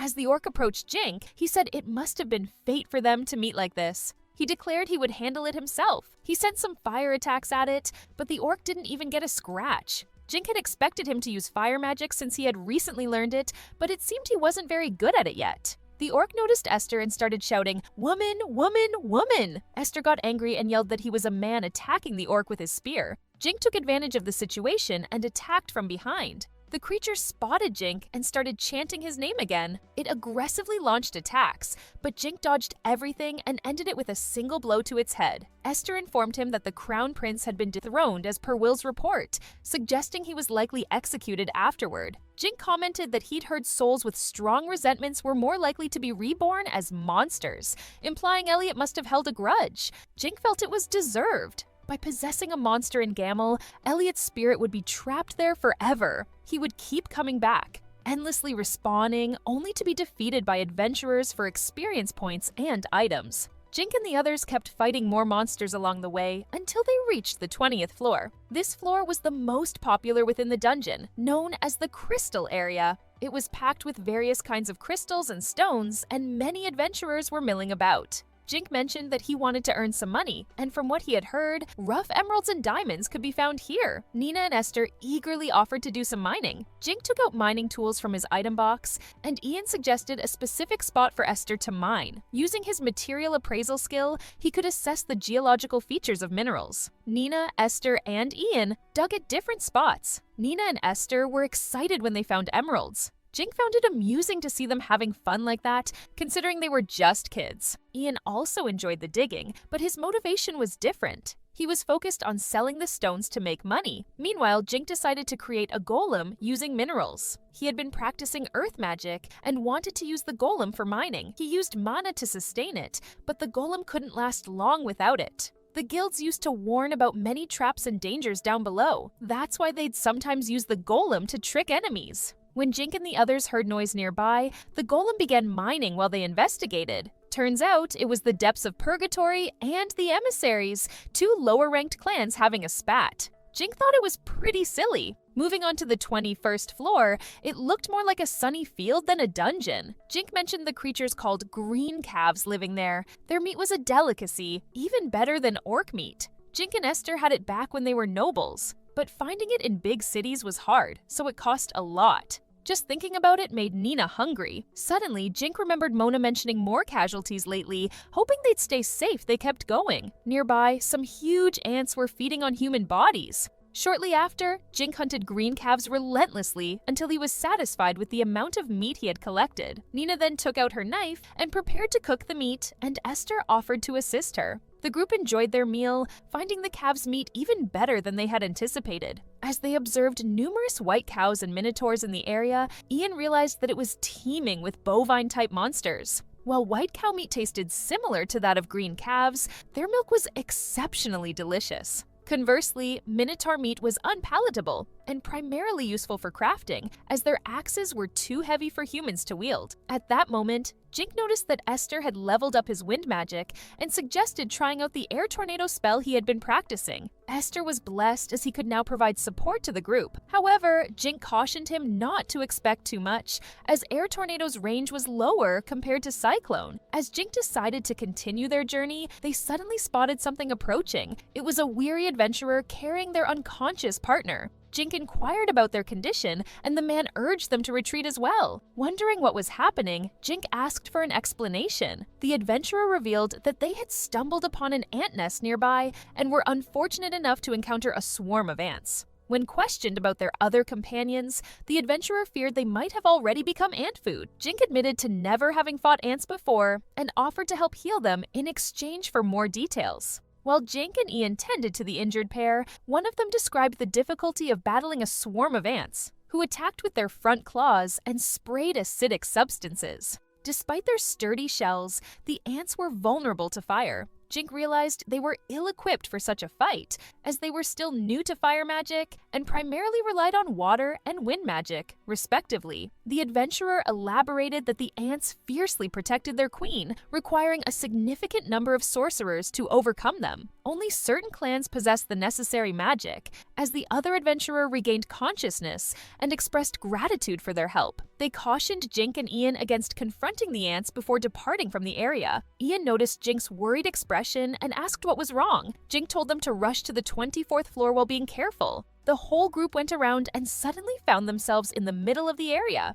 Just as they tried checking their map, nearby cows suddenly sensed something and started running away, passing by Jink and the others. Jink heard some rumbling and wondered if there would be an earthquake. Nina, looking anxious, told Jink to look over the distance. 3 adventurers were being chased by a swarm of huge ants. The female mage tried to fend off the ants using fire magic. She managed to eliminate some ants, but some of them started attacking with acid by spewing it out. The acid hit the mage's arm, and her arm started melting. Watching them struggle despite using fire magic, Jink wondered if his group could do something against thousands of ants. Esther and Nina then asked what their action should be. Ian said that they could save themselves by leaving the others to their death. Esther and Nina were shocked by Ian's proposition. Jink agreed that running away was the best option. However, he knew the kids would feel guilty soon after. He instructed the others to scatter the ants using their spells and keep their mana going by drinking a lot of potions. Jink then led the others,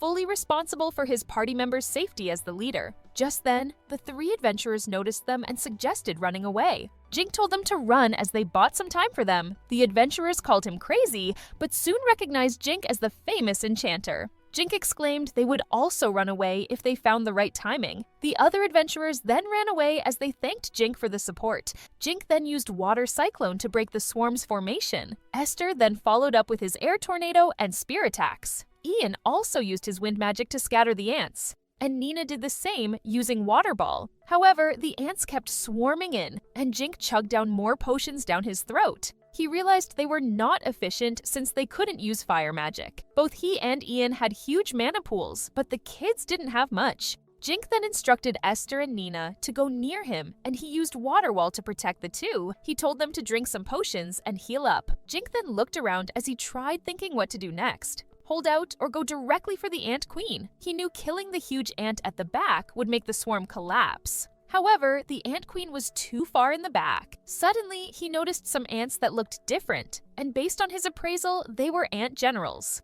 Jink then decided to take action by using some orc meat as bait, flung the meat randomly, and the ants got distracted. Seeing that the baiting tactic worked, Jink ran toward the nearby ant general and quickly beheaded it. The ants then started acting confused, and Jink realized they had a chance of winning. Jink called over Ian and asked him to scatter orc meat chunks using his wind magic. He also instructed Ian to take out the commanders with ranged spells if the swarm opened up. Esther and Nina were also ready, and Jink instructed them to support and protect Ian. Jink counted on them as he planned to get closer to the queen ant and kill it. He dropped chunks of orc meat, and Ian flung them around randomly using his wind magic. Esther and Nina also used their wind magic to kill off any incoming ants. Ian also used his katana to slice down the ants gunning for them. Meanwhile, Jink kept using Water Cyclone to clear out the way until he reached the queen ant. He broke into a cold sweat as the huge ant monster loomed over him like a 7-foot basketball player. The ant queen shrieked in anger.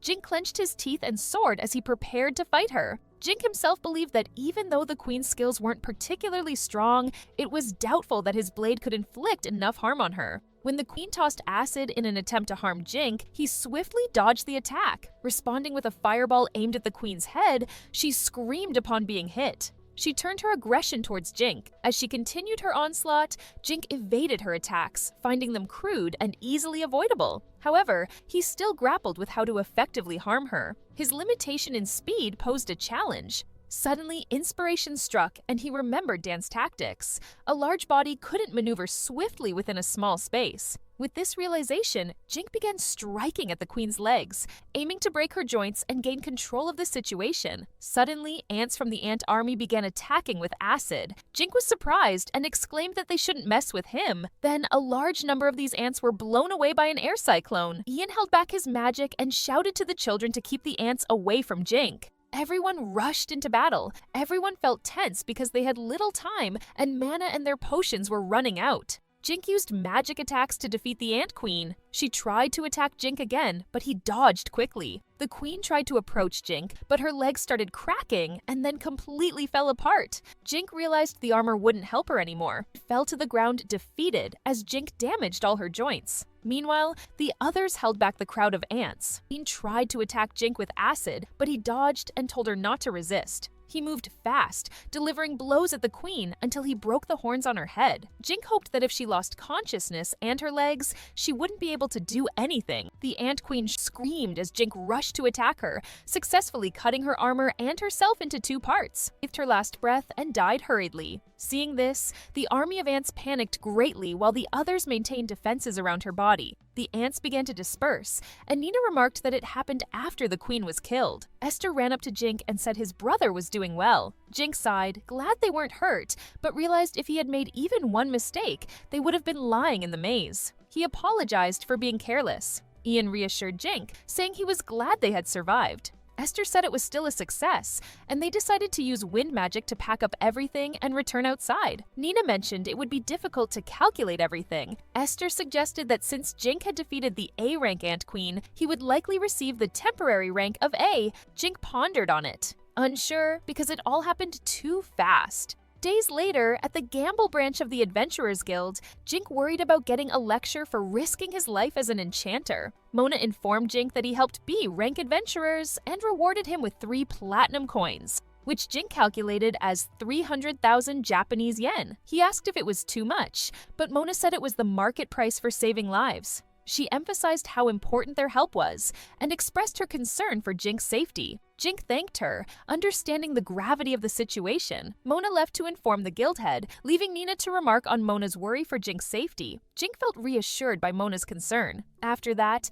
Dan entered the room and spoke to Jink. He mentioned hearing about Jink defeating the ant swarm. Dan believes Jink had overestimated himself, putting his friends in danger while trying to help others. He questioned why Jink would risk his life and not return to Rosarda. Esther jumped up, questioning Dan's audacity to speak to his brother that way. Dan brushed off Esther's concerns, stating his position as guild head didn't matter. Jink intervened, acknowledging Dan's point and agreeing to be more cautious. Dan scoffed at the idea, suggesting Jink reflect on his actions. Dan then shared an important message with Jink. He revealed that the guild head from Corda had contacted him. Aristocrats from Rosarda had arrived unexpectedly, seeking assistance. Disguised as merchants, they sought an escort, intending to bring Jink back to Rosarda and make him king. Esther couldn't believe their audacity after banishing Jink. Jink questioned why Dan informed him, to which Dan explained that the guild prioritized legality and neutrality in international matters. Jink pondered informing the King of Qual about this development and inquired about the aristocrats' identities.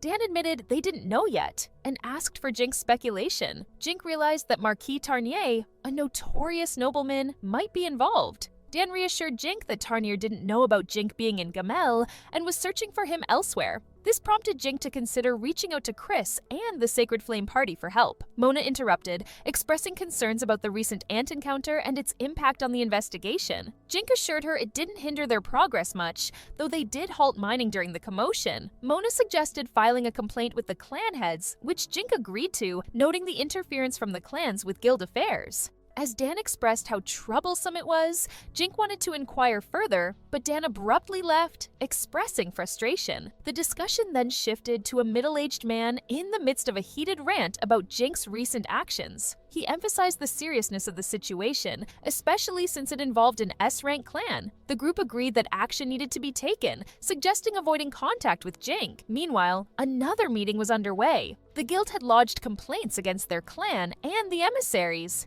They debated the importance of territories versus other concerns when one member revealed an order from the Kingdom of Nizar to eliminate Jink. The Depths of Purgatory was a big group of adventurers in the land of Gamel. Their leaders, who hailed from the nearby country of Nizar, sent scouts to the Kingdom of Kol. Their mission? To eliminate the Enchanter. Queen Melissa faced a challenge getting her son-in-law to Nazar because Elliot had banished Jink. Dragging him there was tough, and leaving him unchecked posed a threat to their country. They had to act fast before he became even more dangerous. Failure meant certain death, so they needed volunteers. One of them volunteered to take action since he was familiar with the labyrinth's secrets. He knew enchanters were formidable foes. To fool Jink, he'd pose as a member of the emissaries. Even if he slipped up, Jink would think it was just an emissary's mistake. Any rift between them could harm the Kingdom of Coal. It was a risky plan, demanding caution. Days later, the usual group gathered again. Jink reported that their recent battles had boosted their skills. Ian's magic level surpassed 100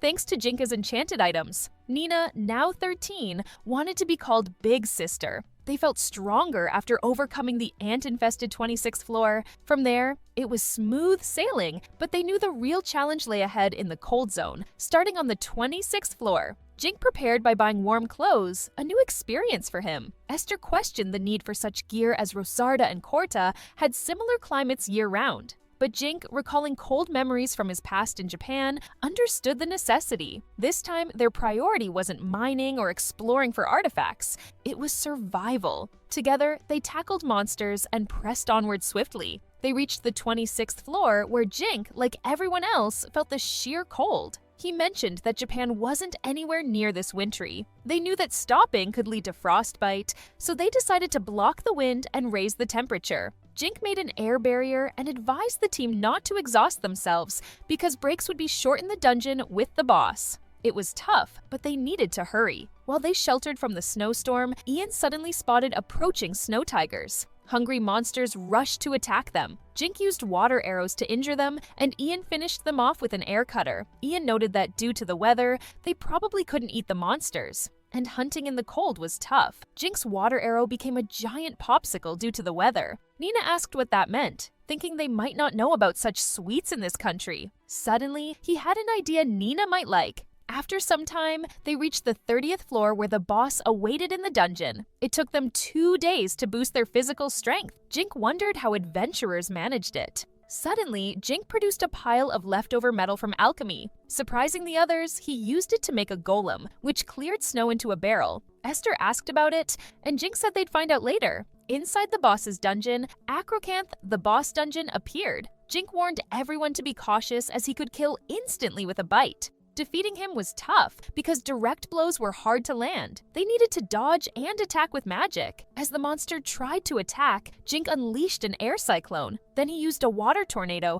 considering blinding him with an arrow if it failed. Their combined magic worked, and the monster fell, coughing blood. It surprised Jink, but they won. He admitted he didn't have special skills, relying on his stats, but Esther mentioned how magic's power grows with level. As they got up, Jink mentioned a safe zone ahead where they could rest. Many people were camped there, possibly from the emissaries or purgatory. Someone called out Jink's name, and Leon approached, reminding him that Jink once offered orc stew to them. Jink recognized him from the Elder Tree clan. Leon suggested going somewhere a bit far from the other two clans. As they cooked, Jink offered milk from a white cow, and they agreed. The children drank it and fell asleep instantly, exhausted from the cold. Jink asked how many lions there were. The guy explained they were the 3rd squad supply, not able to leave easily as they supported the 1st and 2nd squads and communicated with the surface. 3 other squads from different clans also provided support on lower floors. Jink thought that sometimes they stayed there for up to a month. He guessed they smelled bad. Leon said he got what Jink was thinking. He said there was nothing to do because drinking water was really important, so they couldn't use it to wash. Jink suggested trading some water for information about the lower floors, from the 31st to the 35th floor, where there's a tropical jungle zone. According to Leon, many adventurers get stuck in the cold zone now. Even the guilds need to learn more about what's happening. They say it's because one clan wants to sell information about this area. Jink thought that if they made a map and a guide to the jungle territories, they could make money. He handed over the water and thanked Leon. The guy wished Jink good luck. At that moment, someone was watching Jink and the others go to the 31st floor. Jink's party soon came across a jungle. It was different from the cold zone. It was hot and humid. Their goal was to explore the area, gather information, and make a map. If they sold this information to the guild, they could earn money. He didn't think it was hard and encouraged them to try. Nina said she would have been glad, but it was too hot. Jink agreed and took out a barrel of snow. From there, he pulled out a special white cow milk sherbet. The others asked what it was. He remembered Nina's words about wanting to know what sherbet was.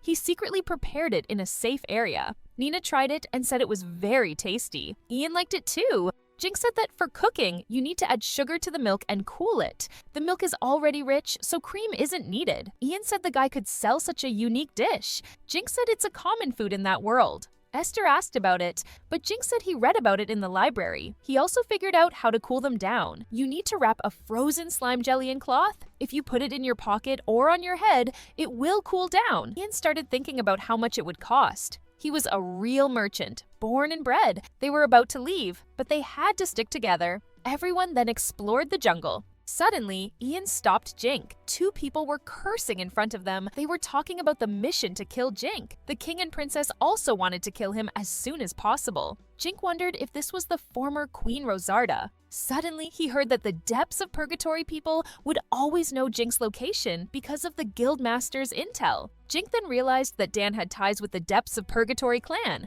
Everyone regrouped as Jink didn't believe the entire clan were spies, but acknowledged that some might have followed them into the maze. Mina suggested Dan could be a traitor. Esther claimed they should not trust Dan anymore. Jink thought otherwise, since Dan gave him a warning and even helped with the issue with Ian's father. Esther exclaimed that Dan was just gaining his trust, but Jink wondered if that was the case. Ian then reminded them to be careful since they were being followed. Jink suggested rushing back to the guild and reporting. Dan's reaction should show the answer to their doubts. Jink cautioned them against letting the Purgatory clan know they were onto the assassination attempt. Jink knew Ian and Esther would be fine, but he worried for Nina. Nina knew she was being doubted because of her honesty, but she exclaimed that she would be fine. Upon returning, Mona was shocked to find Nazar's scouts were posing as the Purgatory clan members. Dan was also angered, and everyone watched closely his reaction. Jink questioned what they should do now that Nazar was involved. He suggested informing the state's king. Dan argued that it could lead to war. He emphasized that beyond spies, other reasons could lead to eliminating them. Despite previously claiming neutrality, Dan believed the matter should be left to the state, with them aiding and catching the killers. He volunteered to venture into the maze with them, asserting they needed more to defeat the clan and catch them in the act, with Dan as a witness. Jink suspected Dan's motives, but saw it as an opportunity to distance Dan from the guild. He agreed to accompany Dan. Esther then asked if he truly didn't know anything, which Dan confirmed. He knew he was not trustworthy for now, but he wanted to prove something. They agreed to leave the next day. Dan went outside and reminisced about his brother joining the depths of purgatory and inviting him. Meanwhile, Jink finished his letter to the king and retrieved truth serum from the drawer, a family medicine from the non-land family, taking some with him before his exile. He never thought that he would use it. As a former noble, he should not worry about his conscience as Jinkura was getting in the way. However, he must do what he can to protect everyone. The following day, everyone gathered, with Dan's help enabling them to navigate through the maze.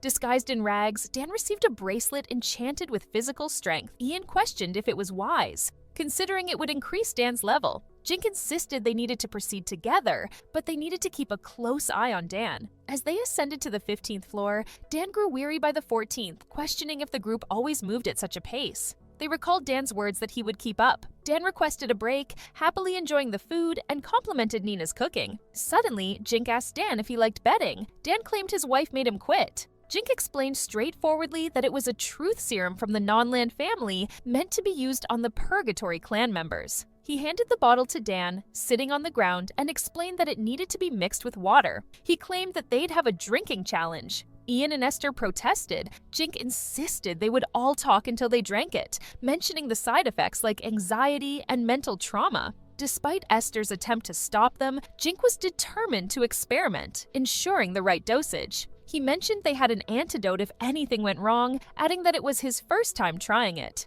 He wagered a platinum coin and shared meals if Dan won, emphasizing his authority as the guild leader. Dan finally grasped Jink's intentions and asked if he truly believed he was involved in something beyond the guild's knowledge. Jink affirmed, willing to take the risk. After Dan agreed, he warned Jink not to underestimate him, confident he could handle anything. As everyone watched, Jink drank from the cup, his eyes widening at the unpleasant voices he heard. He hastily put the cup down, clearing his throat. The guild leader, observing, followed suit, experiencing discomfort and groaning. Despite this, Jink continued drinking while Dan began feeling unwell, eventually standing in a muddy pool of water. Suddenly, the water surrounded Dan's legs, and he heard a voice addressing him as a brother, questioning why he hadn't intervened. The voice blamed him for death, and a haunting face appeared reminiscent of his smiling brother. Dan regretted not stopping him, realizing his brother's enthusiasm for the dangerous expedition. Later, he learned his brother had died exploring the treacherous maze,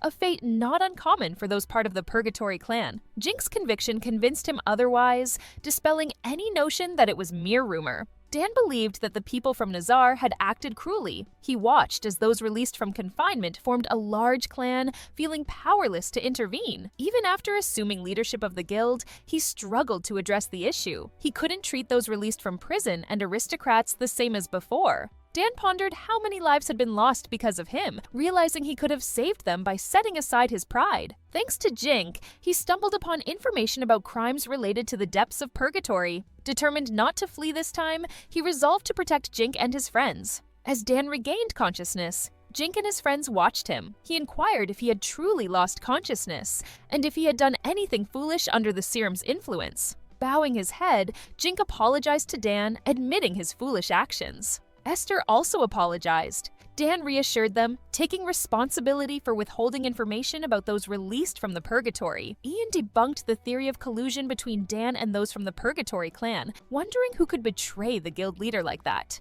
Dan denied involvement, but soon suspected someone with prior ties to those from the Purgatory clan. Dan recounted an incident 5 years ago when one of them passed a rank promotion test, leaving him with a significant scar. The man vividly remembered the individual's unsettling grin. Jink insisted they had no choice but to find the killer and uncover the truth. Recalling the gift of empathy, a rare ability allowing interaction with an opponent's thoughts and feelings, they realized its potential importance in intel gathering. Meanwhile, in a jungle area, a man writhed in pain, clutching his head and demanding relief. His companions complained about his behavior. Confused, they questioned if anyone had discovered their use of empathy. The man in the hood admitted ignorance, prompting speculation that the guild leader had been mentally attacked. Concern arose over the possibility of their plan to eliminate Jink being exposed, prompting urgent action to gather all assassins in the maze for the task. The hooded man demanded that the tousled-haired mercenary calm their partner down. The mercenary said it was difficult to do so.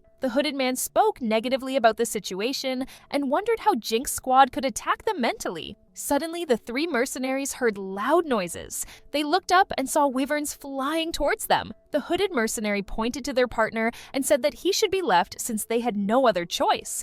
A mercenary with tousled hair asked if they would just leave one of them. He claimed that the crying man had an important gift of empathy. The hooded mercenary raised his voice and said that the man would have been dealt with by the opponents anyway. He asked if a man was willing to take risks for one person. The mercenaries with tousled hair swore and then decided to leave him anyway. Finally, the man with empathy continued to sit on the ground and cry. At that moment, a wyvern flew up to him and grabbed him with its mouth. All the other mercenaries fled, hoping to hide somewhere from the monster. The hooded mercenary was swearing and speaking negatively about Jink. He swore that he would capture him. At that moment, Jink sneezed, saying it was very cold on the 26th floor. He suggested that they would go as always. Dan shivered and said he was very cold and demanded that Jink summon the monster as soon as possible. Jink rubbed his chin and asked what he meant. Dan asked if he really didn't understand. Dan explained that while traveling through cold zones, you can summon a monster that is resistant to cold and able to pull a sled. Dan believed that the most reasonable idea would be to summon a fire monster like a salamander.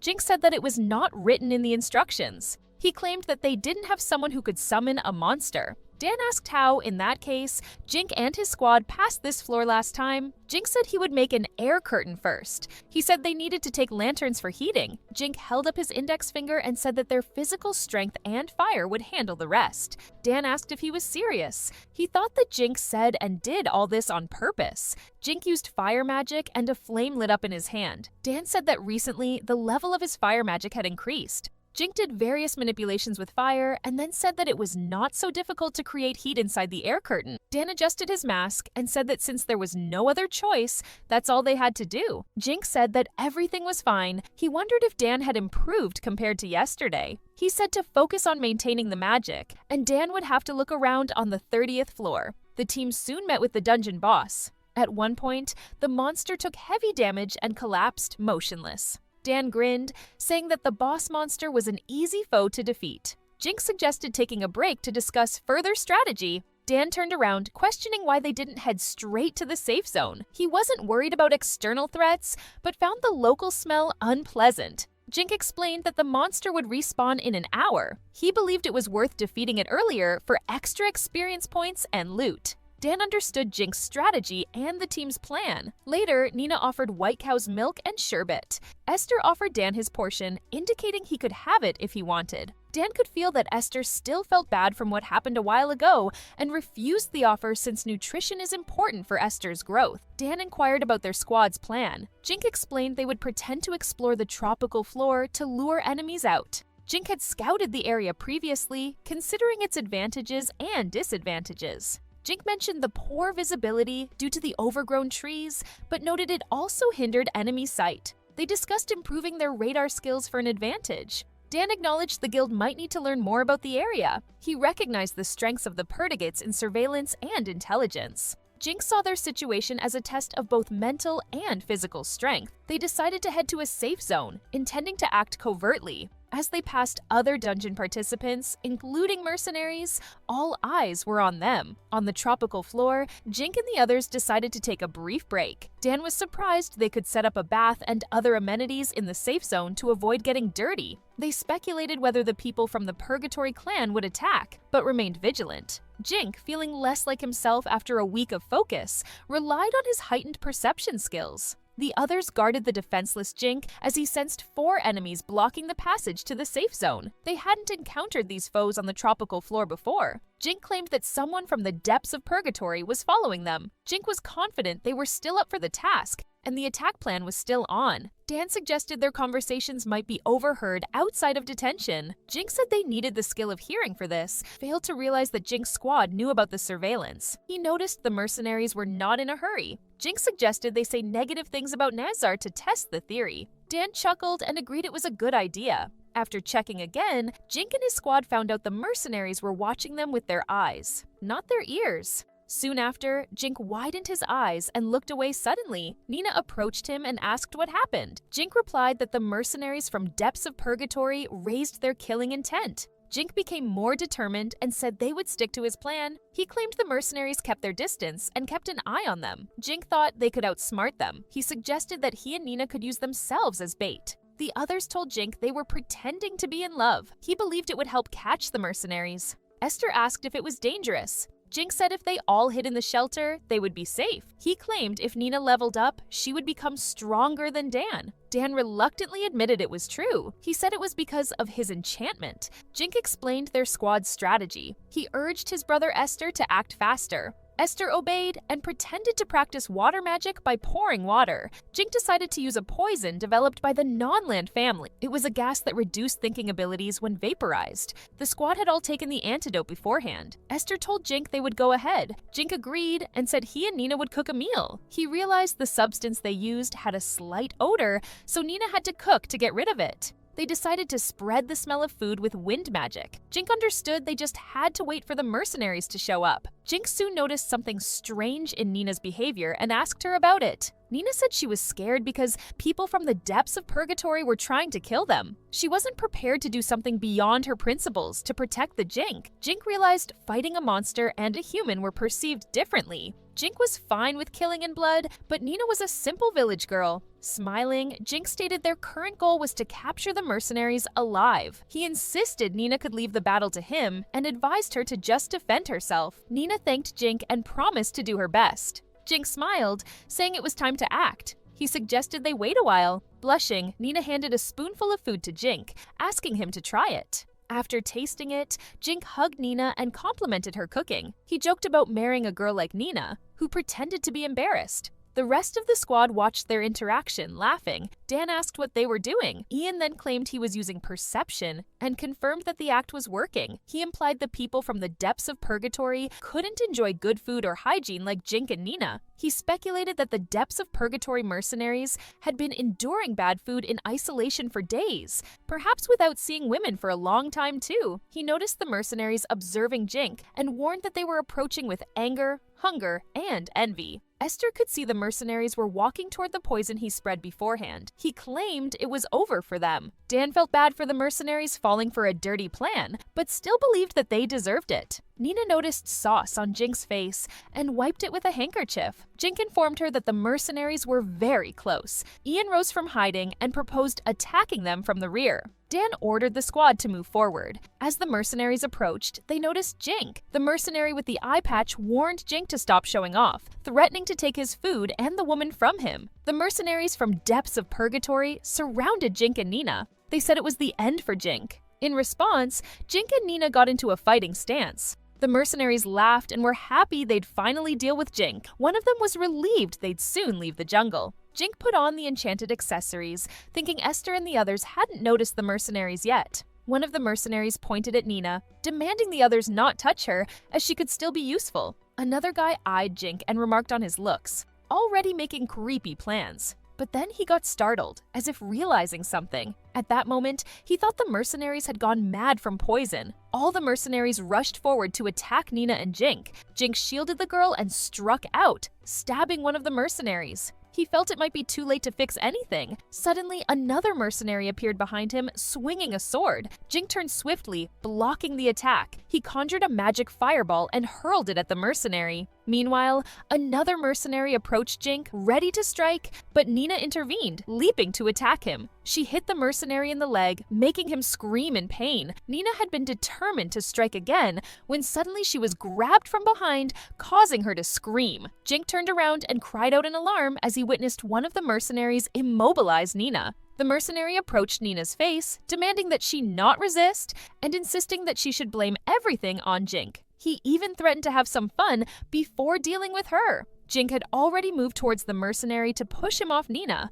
but Nina, with a menacing look, shouted at Jink not to worry about her. She then hit the man, causing him to scream in pain and pushed him off her, expressing her disgust at his smell. Another mercenary appeared behind Nina, about to stab her with a sword. Nina quickly turned and launched a water balloon at the man, grabbed him by the hair and knocked him in the face. She shouted at the mercenaries not to come near her. Jink looked at Nina, amazed at how she could scare him so much. A mercenary with an eye patch screamed that Jink and Nina were just two children, unaware of the guy behind him who struck him right on the head. At that moment, Dan and Esther burst out of the bushes. Dan yelled to the mercenaries, warning them of an imminent attack. The mercenaries were surprised to see that Jink and Mina had backup all along. The Jink squad quickly surrounded the mercenaries. Esther skillfully struck with his spear, taking down several opponents at once while Dan fought with his swords. The mercenaries fell to the ground, screaming in pain. Dan grinned and felt elated, noticing how agile his body had become thanks to Jink's help. After some time, their opponents were defeated. Jink's partner approached him, asking if he was okay. Jink reassured them that he was fine and suggested reviving the surviving mercenaries.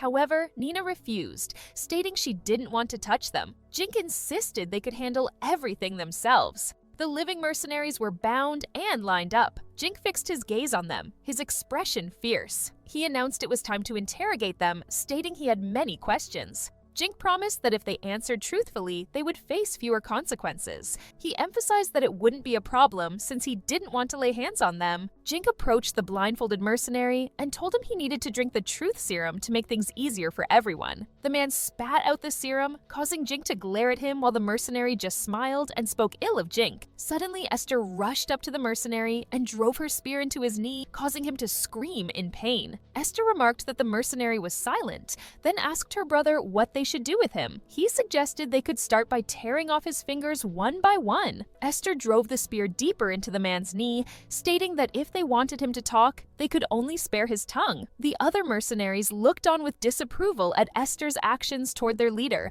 screaming at them not to continue. The man revealed that the mercenaries were trained from childhood to torture, specifically to inflict maximum pain without killing too quickly. Jink glared at the leader of the mercenaries, demanding answers about their numbers. But the mercenary stayed silent. Turning away, Jink approached the other mercenaries, confidently stating there was nothing they could do. He grabbed one of their heads, causing the mercenary to scream in fear. Despite the mercenaries' pleas, Jink revealed his ability to manipulate fire magic, threatening to increase the heat gradually. The mercenary begged for release, realizing the danger as Jink explained how the thin skin meant the skull would soon heat up. Jink's words instilled terror, suggesting the possibility of severe burns. He warned of the potential for death from pain shock and asserted there were various ways to handle it. Looking at the other mercenaries, Jink likened them to the monsters they hunted, seeing no difference in their worth. The mercenary whose head was under Jink's hand shouted for him to let him go as the man was ready to tell everything Jink released as the man and gives him the floor. The guy looks at his hand and wonders if it was a Jink, would he have done the same? He decides that it's better for Nina not to see it. One of the mercenaries swears and shouts at Jink so that he doesn't think he can get rid of them easily. He says that the exit from the maze is guarded outside the prison. He claimed that the guy and his squad couldn't escape. Dan asks about the exit from the maze. He decides to tell the mercenaries everything. Since they didn't know, Dan says that the mercenaries have become traitors to the guild. He claims that the ambassadors of the exit from the labyrinth will judge them, and he assures them that their clan will be destroyed. Dan says that all the mercenaries will be tortured and then executed at best. They could have been enslaved. Dan examines them and says he will be a witness in court. He says they should all keep quiet if they don't want to make the situation worse. As a result, their interrogation continued. Jink suggested that the mercenaries lacked the spirit and courage to take action for the good of the Nizar country. Consequently, Jink's squad discovered they were no longer in custody. This clan was formed by Nizar to scout and steal from a stake. It turned out the merchant they targeted was also a scout. To weaken the power of the stake, they were advised to recruit skilled adventurers to their cause. However, things took a turn for the worse after completing their tasks.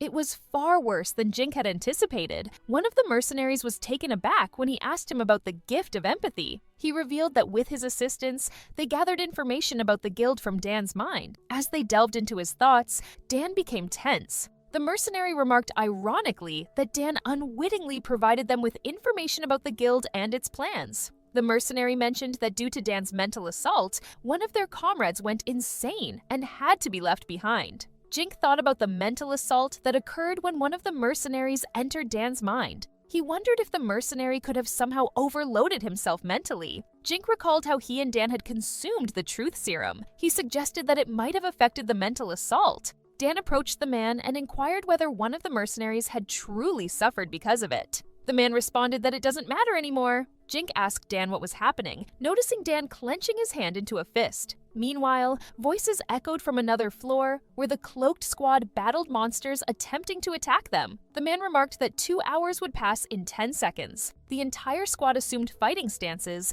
ready for another challenge. A wyvern emerged, and the squad employed magic to defeat it swiftly. As the monster fell, the squad leader grinned, pondering whether the members of the second squad had truly been apprehended. Unfazed by the unknown, the leader possessed the gift of divination and remained unafraid of the enchanter. Stone golems carried cages containing mercenaries from outside the prison. Dan walked alongside Jink and remarked that he had finally grasped how the guy intended to utilize the golems. Jink decided to create 2 separate prison areas, each to be carried by the golems, to segregate those who confessed immediately and those who resisted. One cage was furnished with a soft blanket, while the other contained thorns. The food allocation included both smelly meat and delicious smoked meat. Additionally, the squad added a medicine from the non-land family to the drinks to prevent dizziness. This way, Jink aimed to provoke envy among those in better conditions. The team faced turmoil as the mercenaries began to swear. Ian smiled and commended Jink for his meticulous planning. Jink observed that their squad comprised mostly of lower-ranking members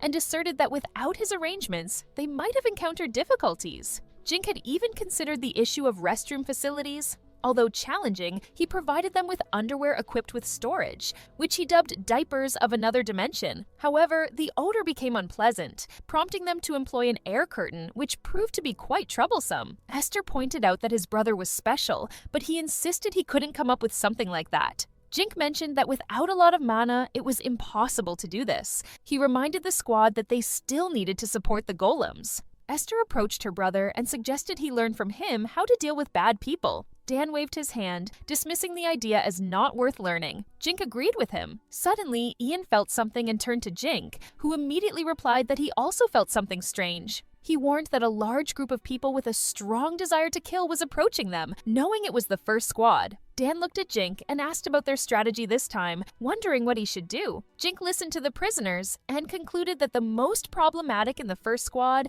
were the leaders Forbes and Neville. He insisted they must defeat these two mercenaries. They mentioned that Neville's strength was more suitable for the second squad, but he had the ability to appraise. Jink also added that they shouldn't worry, since Neville could only use his ability if they were in his field of vision. He suggested they defeat him before he found out their stats. Then Jink briefed about the leader of the first squad, Forbes. He explained that Forbes could spend all his mana in a few seconds, but could foresee the future. He emphasized that by using prediction, Forbes could reach the S rank. Jink suggested they take advantage of the abilities of the first squad to attack from afar, deciding to use water magic to the fullest. He assigned Esther and Nina to go ahead of the prison and support it with magic. Jink proposed they attack the enemy with his magic, aiming to defeat the magician quickly and prevent their remote attack. He handed out enchanted glasses for evaluation, explaining that the squad needed to wear them to learn the names and skills of the opponents. The first group marched through the thickets of the rainforest.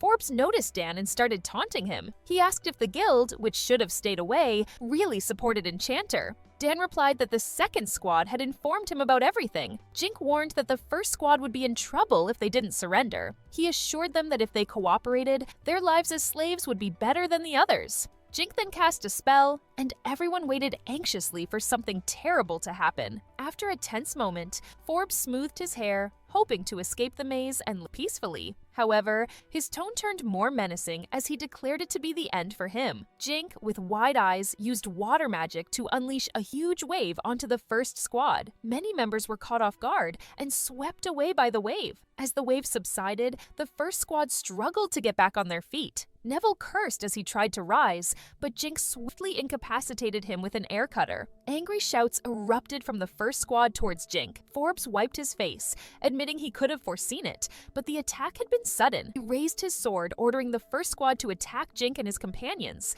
Forbes screamed that their goals were the guild leader's head and the children. Dan and Ian charged forward, engaging in combat. Jink shouted Forbes' name and swung his sword at him. Forbes skillfully dodged the blows. Jink then attempted a water balloon attack, but Forbes evaded it effortlessly. Smirking, Forbes taunted that Jink couldn't touch him before landing a strike. Realizing his attacks were futile against Forbes' anticipation, Jink recalled the second squad's advice that Forbes wasn't skilled in fencing. He resolved to wear him out and not give him a moment's rest. Jink briefly thought of Esther and Nina, who were supposed to aid him. Meanwhile, the first squad stood facing Nina and Esther. The tension rose as both sides prepared for confrontation. However, as they moved forward, the ground, wet from the earlier water magic, caused the entire first squad to stumble and fall. Confusion spread among them as Forbes tried to understand what was happening. Jink smiled, realizing their plan had succeeded. He had used a jelly made from boiled slime, which he had sprayed during the big wave. A mercenary cried out that it wasn't fair.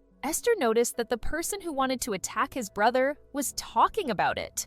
Esther began attacking the first squad with an air cutter. Nina raised her sword and called for an air cyclone. Dan and Young grabbed the mercenaries, forcing their faces onto the ground. Dan smiled and informed Jink that they were done. Jink continued to fight with Forbes. At one point, he asked Forbes what had happened and if the guy would help his friends. Forbes kept blocking Jink's punches, understanding that if he turned away, Jink would end him. He was trying to figure out how he could use the prediction to win the fight. Forbes found himself surrounded and froze, looking around. Jink asked Forbes to use the prediction and what he saw in the future. Forbes dropped his sword, knelt, and put his hands behind his head. He chuckled and said he was giving up. The mercenaries from the second squad begged for mercy and were ready to give any information. They couldn't believe Forbes had given up so easily. Esther said they already had enough prisoners and witnesses. He asked Jink if they could tie them to a tree to be eaten by monsters, but Jink said they would need them again. Jink said they would prepare the best cage for Forbes. Forbes was put in a cage lifted by a stone golem. Jink said they were going to the 30th floor to the safe zone, warning that it would be cold. He said he would only give Forbes warm clothes. Forbes thanked Jink uncertainly. Jink continued, saying he would give Forbes some water and he could drink as much as he wanted. Forbes chuckled and said it wasn't worth worrying about. The mercenaries in the cages swore at Forbes. The squad and the stone golems walked through the forest. Ian informed them they would arrive at the safe zone soon. He turned to them and asked how they would explain this to the other clans. Jink asked if they should just tell it like it is, saying that even if there are scouts on the 30th floor, there is still a chance they will collide. Jink said they had to show everyone that this is how it should be, suggesting they could make friends with other clans. Dan volunteered to explain everything to them, being the head of the guild. Jink thanked Dan and then turned to the rest of the squad, suggesting not to provoke the other clans. Jink met Leon, who smiled and asked what happened. Jink rubbed the back of his head and said they hadn't seen Leon for a long time, claiming it took him a long time to talk about what happened. Dan approached Leon and said he would explain everything. Leon immediately recognized Dan as the head of the guild. Dan explained that outside of detention, they hunted for Jink. Leon was surprised and asked what it meant.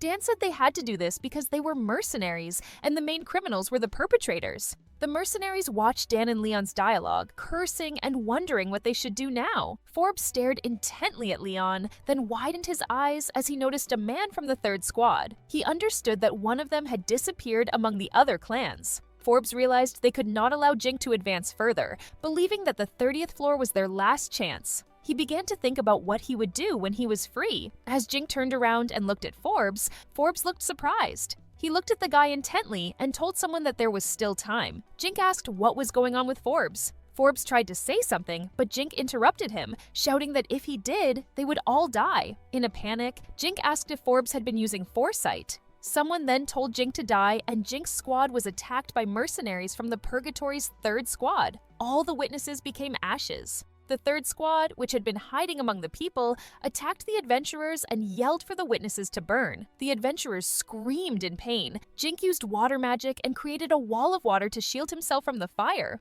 The man from the third squad was furious, shouting that everything had happened because of Jink, claiming that he had already destroyed their clan. Jink looked at the man and thought he was unhinged since he had burned his own comrades and the participants of the Elder Tree. Despite this, the man continued to scream. At that moment, Jink approached him and landed a decisive blow. The man's eyes rolled back and he fell to the ground. Dan ordered the squads to apprehend the remaining suspects. The squad immediately started capturing the mercenaries. Jink called out to Ian to heal Leon, who was lying on the ground. Ian rushed towards Jink, instructing Esther and Nina to assist him. As Jink gazed at Leon, he realized he had been too naive. He hadn't considered what a desperate man was capable of. If he had foreseen this, the Elder Tree wouldn't have been harmed, and the situation wouldn't have escalated. The mercenaries approached Dan, pleading with him to wait. They tried to convince him that, although they were now free, they were unaware of the murder. They asked for his trust. Dan suggested that they had been manipulated for someone else's gain. He offered them a chance to prove their innocence by assisting in bringing the others to justice. He advised them to avoid entering the maze for the time being, instead focusing on simpler tasks like disassembly and cleaning. When the mercenaries mentioned they had no money, they apologized.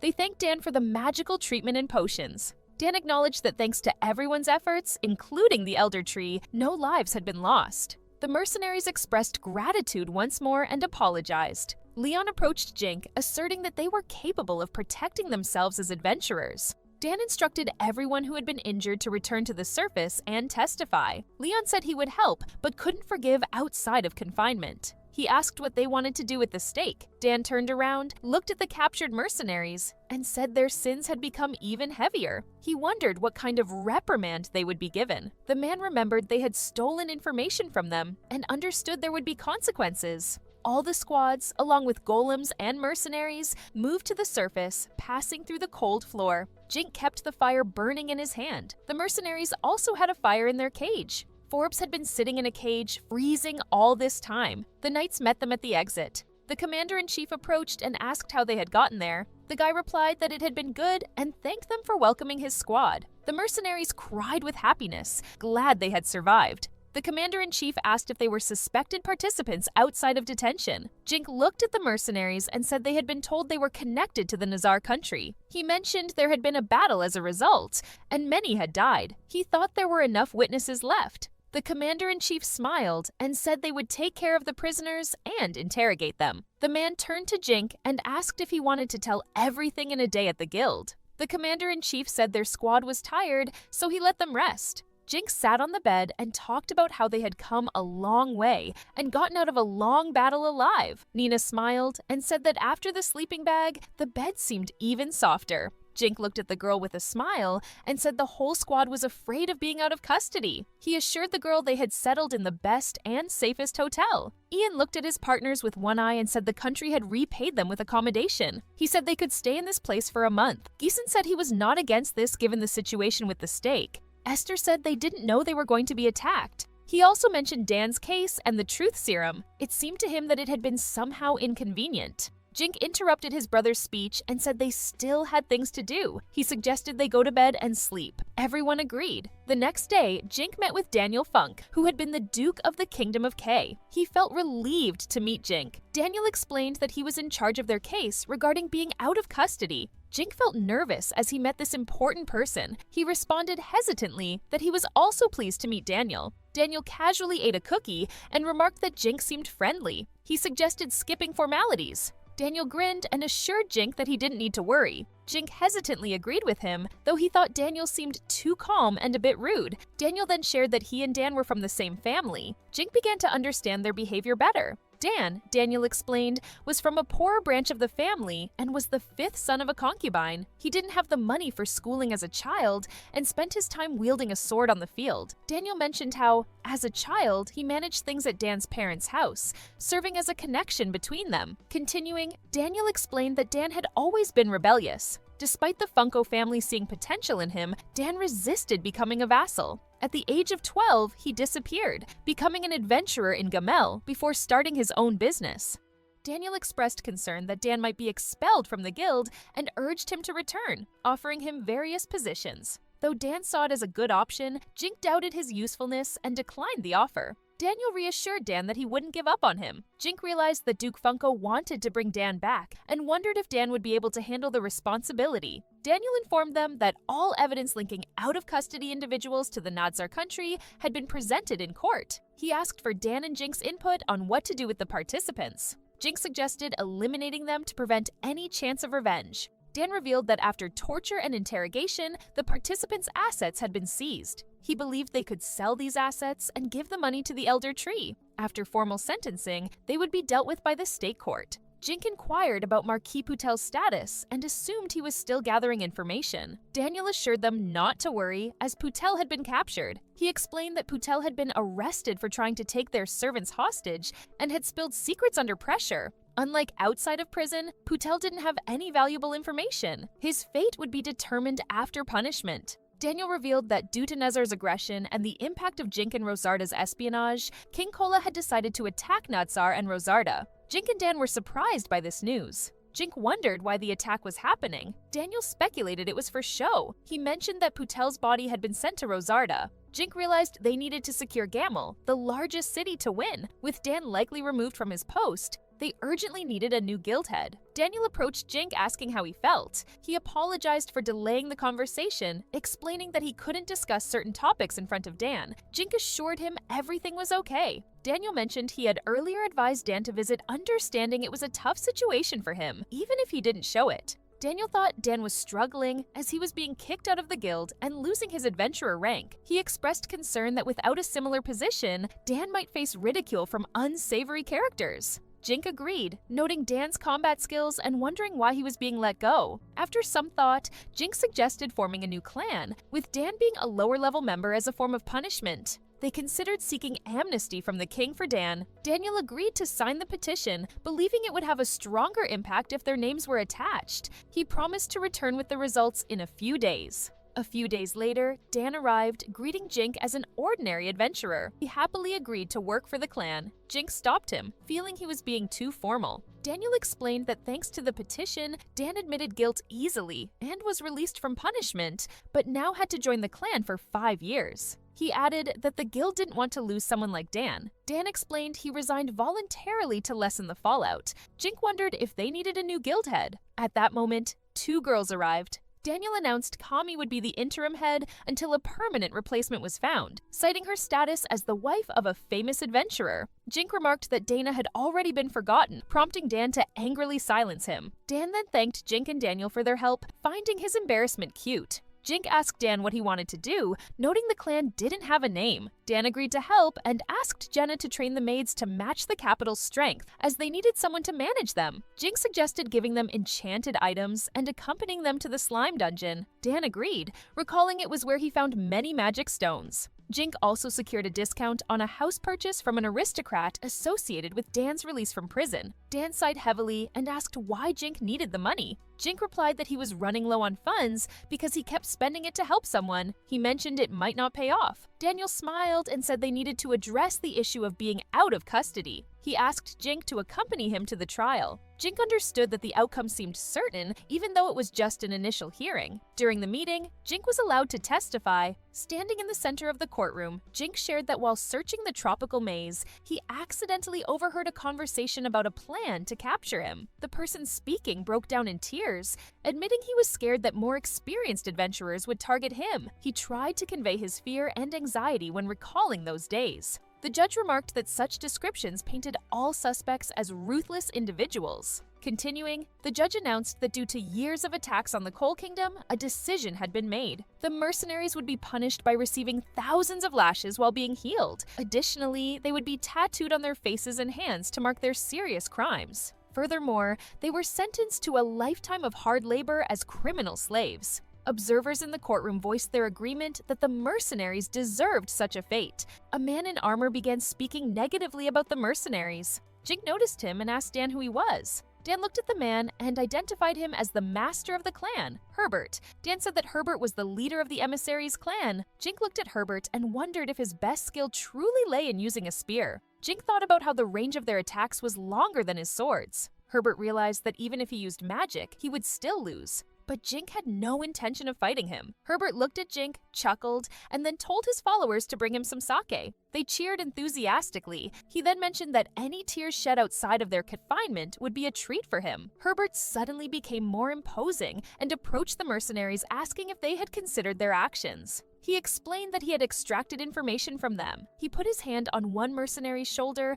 apologizing for having to treat them roughly. He expressed his regret for hurting others. Herbert offered to forgive the mercenaries if they paid him double this month, which they agreed to, thanking him. Jink asked if Herbert had come to the trial on purpose, which Dan confirmed, saying Herbert wanted to display his strength. Dan claimed that because of Herbert, the emissaries' clan had an advantage and no one would complain about him. Another mercenary was brought into the hall, and Dan wearily said it was his turn. Jink mentioned that the former head of the guild, who had been fired due to a leak, got off lightly. He hoped the same for Dan. Dan turned to the guy and asked if he had enemies and if he was well-liked when he led the guild. Jink argued that the punishment wasn't severe, so people shouldn't criticize him. He warned that anyone who did so would be arrested by the guards. Dan acknowledged everything. A few days later, Dan received a mild punishment. He was tied to a post in front of the guild for all to see. This was a common punishment for those who lost the trust of the Adventurers Guild. Esther asked his brother if nothing serious would happen. Jink was only concerned that Herbert might be nearby instead of in the maze. He had heard a rumor that Herbert was freeing former participants from prison. When Jink investigated, Herbert was busy with something else.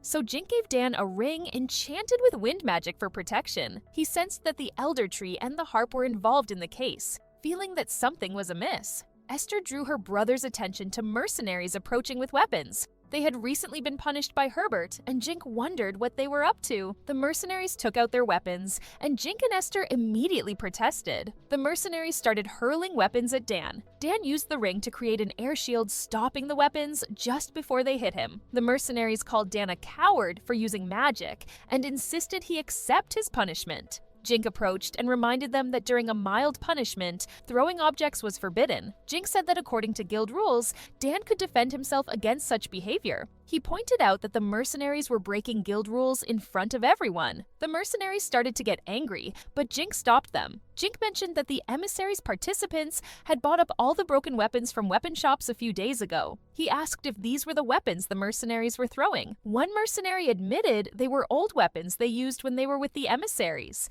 They had taken them to sell after leaving the clan. Jink was just starting to learn how to handle different types of weapons, but he wasn't making much progress. Yang suggested he check the shops to see what gear the emissaries the experienced fighters had bought. Jink agreed, but he pointed out they didn't have to because they weren't like them. While assessing their skills, Jink noticed their weapons didn't match those of the mercenaries. This made the mercenaries suspicious. Jink thought if they were caught, they might be fined. The leader of the mercenaries then ordered them to leave. Jink waved goodbye and asked them to clean up their mess. Herbert said Dan had been right all along. He had thought he could take advantage of the situation. In the clan house of the emissaries, Herbert grabbed a man by the head and slammed him against a table. He suggested the man had other plans. Herbert felt disgraced in front of Jink by the mercenaries' actions. He was annoyed that Fawn would now interfere in their affairs, making it harder for him to gather supporters. The mercenaries watching thought not only the enchanter, but also the Duke and the gun shop would now support Herbert. One of them said if the emissaries intervened,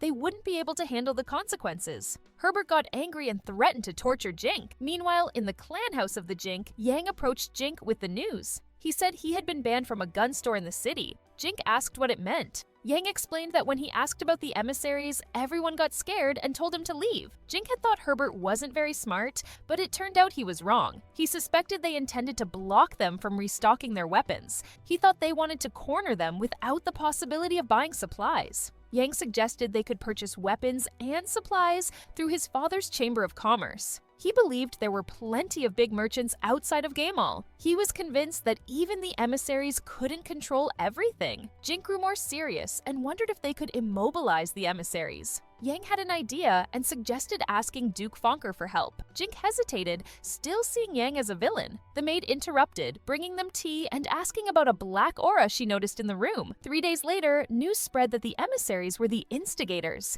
A crowd gathered on the street discussing the situation loudly. Jink and Yang began spreading rumors, starting with Duke Fonker. The embarrassing rumors made Herbert unable to leave his clan house. Jink also arranged for Duke Fonker's merchant to take over the gun store. He believed this would make it difficult for the emissaries to pressure him. Weapons were crafted by maids using alchemical magic, increasing their reserve. Jink decided they were returning to the capital, partly due to an invitation from Duke Fonker to participate in declaring war on the Kingdom of Rosarda. Dan, now a member of the Jink's clan, asked if he should go too. Jink assured him things were calm for now, but there was still a chance the emissaries might seek revenge. Dan decided to stay in Gamel as a liaison. As they looked over the city, Dan asked Jink if he planned to go to war. He believed the country would seek his help. Jink acknowledged Dan's support and felt he didn't have to fight. Eventually, Jink arrived at the royal capital, noticing an increased presence of royal guards. The king greeted him, apologizing for summoning him so quickly after his arrival.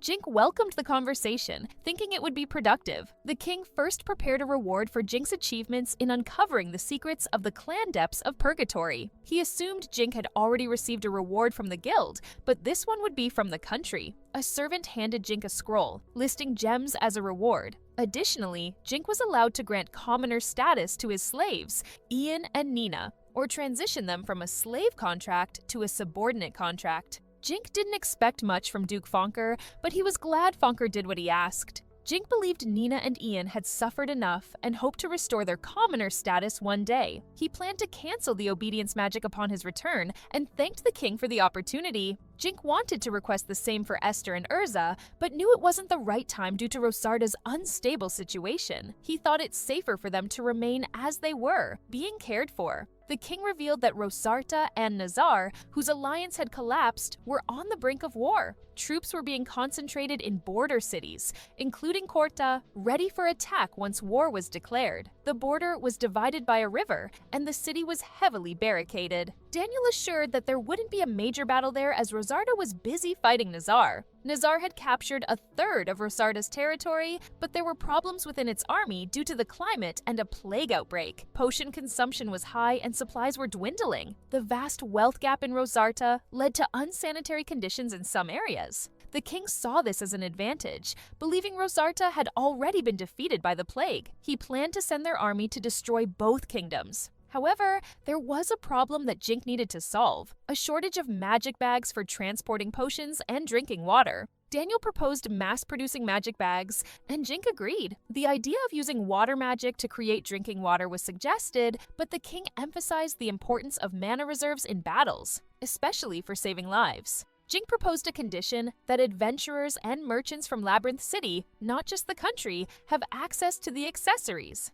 The king agreed to sell half of the produced items to the people after the war. With that settled, they shifted the discussion to Nazar, home to the Bernhard house, a family of necromancers. Daniel explained that Bernhard had existed for a long time, with a rich history closely tied to the Nar royal family, and they were feared like the trump card of the Nazar kingdom. He mentioned there were around 100 people in the Bernhard family with necromancy abilities, which is why they aim to have many children and only raise those with a talent for necromancy. Currently, they have 8 pure necromancers. He believed they could be defeated through sheer numbers, although the king pointed out their army couldn't ignore the death toll. Jink realized fighting necromancers was tricky because as long as there were corpses, whether rotted or skeletal, they were hard to control without using magic. The only way to defeat them was to destroy the corpses or deal with the necromancer directly. However, killing one corpse often meant facing another, making it a challenging fight.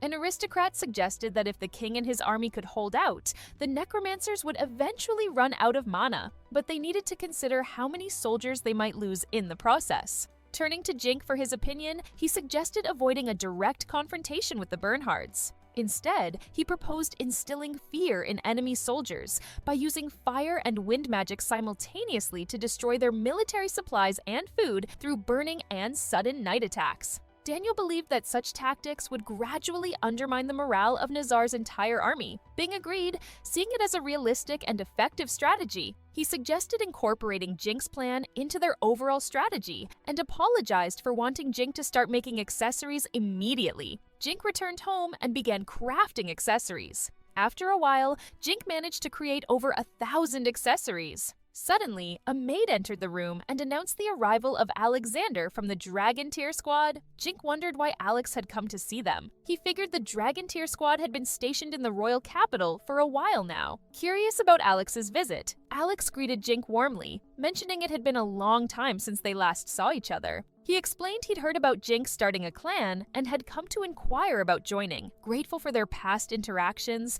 Alex asked for Jink's thoughts on the matter. Jink expressed interest in expanding the clan and welcomed Alex's request. Alex mentioned the possibility of people trying to exploit their clan and suggested making a magic contract to prevent that. He offered to cover the costs, and Jink agreed to the terms. Jink inquired if Alex had encountered members of the Sacred Flame group. Alex mentioned they got along well with them and revealed their plan to participate in the war against Rosarda. However, Alex admitted he didn't personally care about the conflict, but he felt a sense of duty to his homeland. Jink noted that the Adventurers Guild was recruiting mercenaries. Sensing Alex's discomfort with the situation, he suggested delaying their exploration of the maze until later, citing ongoing battles with a large clan called the Emissaries. Jink mentioned that the weapons he crafted were being delivered to Duke Von Daly at a discounted price, which boosted the gun shop's business. He assured Alex that the clan's payment would be cheaper than the market price and offered to handle the paperwork the next day. Alex agreed,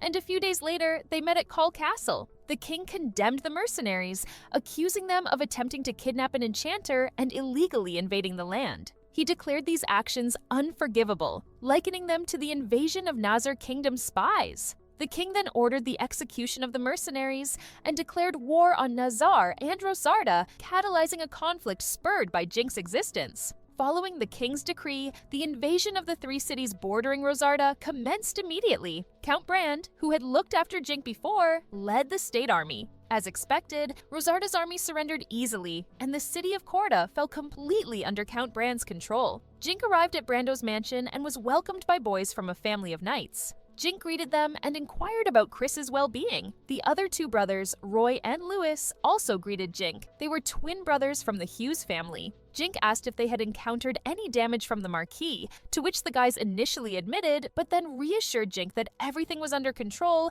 since they had secured protection. Curious about why the brothers were at the mansion, Jink inquired further. Roy explained that he saw the war as an opportunity to contemplate his future career and serve honorably. His brother added that they planned to enlist in the army. Chris then asked if Jink wanted to hear about his father's military service and court information, which was the reason he had come. Chris revealed that his father had confiscated the weapons and property of Rosarda's remaining residents. He mentioned that the nobles and landowners would face public execution once captured. Feeling disheartened by the fate of the defeated country, Jink expressed concern about the long-term consequences of enslaving everyone. Chris explained that ordinary citizens were being forced into servitude by the aristocracy of the invading forces. He mentioned rumors that children would lose their noble status as they grew up. Jink pondered the grim reality of perpetual slavery and its impact on productivity. Chris shared plans to march to Ruta, the capital, with the army of the people's aristocracy. After seizing the capital, they intended to vanquish the soldiers of Rosarda and Nazar. Chris eagerly anticipated participating in this campaign, viewing it as an opportunity for combat experience. He was pleased to be fighting alongside his father, believing it was the only way he could truly make a difference on the front lines, despite potentially irritating the soldiers. Acknowledging Chris's position as the heir, Jink reminded him of the need to discuss a specific matter first. Jink had returned home and shared news of an upcoming war with Esther. He explained that joining the state army to fight against their former homeland would grant him full citizenship. While discussing, he noticed Esther becoming emotional and wondered if he disagreed. Nearby maids started teasing Jink for making his brother cry. Esther cried because he thought Jink was abandoning him due to being a burden, but Jink quickly reassured him. Jink clarified that he simply wanted Esther to achieve success independently, promising to support him later. He assured his brother that he would be with Ian in the rear guard and provide him with enchanted items. Although Jink wanted to accompany Esther, he was worried. However, Esther insisted he would be fine alone and suggested Ian stay with Jink. Jink questioned if Esther would manage alone and remembered Dan, who held a grudge against Nazar for past events with the Purgatory clan. Esther accepted the condition and vowed to make Jink proud. Subsequently, Alex and the rest of the Dragon Tier squad officially joined Jink's clan. According to the guild's assessment, they were registered as A-ranked. Meanwhile, at Duke Funker's mansion, a group of aristocrats expressed their disdain toward Daniel for exploiting the Purgatory clan issue to eliminate his political rivals. They were appalled that he was hosting a party and had extended invitations to them. They searched for any incriminating evidence against Daniel, but found none. Their frustration grew when they realized that they were not being attended to despite being guests. One of them attempted to leave the room to lodge a complaint when suddenly a massive spear sliced through the door, revealing an enraged Herbert in search of Duke Funker. The aristocrats panicked and sought assistance, but Herbert's men had already subdued the nearby servants and were now searching for Duke Funker. Herbert then demanded the aristocrats reveal Duke Funker's whereabouts, threatening them if they refused. Shortly after, Jink received reports that Duke Funker's estate had been attacked by the emissary's clan, which left him anxious. A servant of Duke Funker reassured Jink that his master was unharmed, as Funker happened to be in the capital at the time. Handing Jink a document, the servant explained that it detailed how Herbert and his group, accompanied by some blacksmiths, had forcibly entered the estate after their attempts at blackmail failed to yield results with Jink and Duke Funker. Luckily, Duke Funker and the merchants had caught wind of Herbert's scheme and escaped before the assault. Though Jink was relieved to hear that the Duke was safe, he remained concerned about the damage inflicted upon the estate. The servant, however, allayed his worries by revealing that the enemies Duke Funker had invited to a supposed party were discovered deceased instead. Consequently, Herbert and his entire clan were now wanted criminals, with a punitive force set to be dispatched promptly. Learning this, Jink couldn't help but shiver at the thought of Duke Funker's ruthless tactics, utilizing leaked information of the attack to eliminate his adversaries. He felt fortunate to be on Funker's side. As the servant reminded Jink of his audience with the king, Jink affirmed his attendance. Meanwhile, Herbert vented his frustration by smashing wine bottles, realizing they had fallen into Duke Funker's trap and were essentially doomed, facing the loss of their adventurer's license. Contemplating their next move, Herbert dismissed Rosarda and Naza as viable options. Instead, he instructed his men to prepare for a journey to Yamato. Despite their concerns of being apprehended at the border, Herbert then revealed a secret to alleviate their fears. The 67th floor of the Maze of Gamel provided a direct passage to Yamato. Even though Yamato bordered Qual, it had its own uniqueness and resembled historic Japan. Herbert's men were shocked to learn that the maze was connected to Yamato. Herbert shared that there had been smuggling between Qual and Yamato from the start. He claimed it wouldn't be easy going through the maze, but at least they wouldn't be wanted men on the other side. His men then excitedly prepared for their maze escape, but Herbert purposely didn't tell them something important for his own benefit. Meanwhile, in the Gamel maze,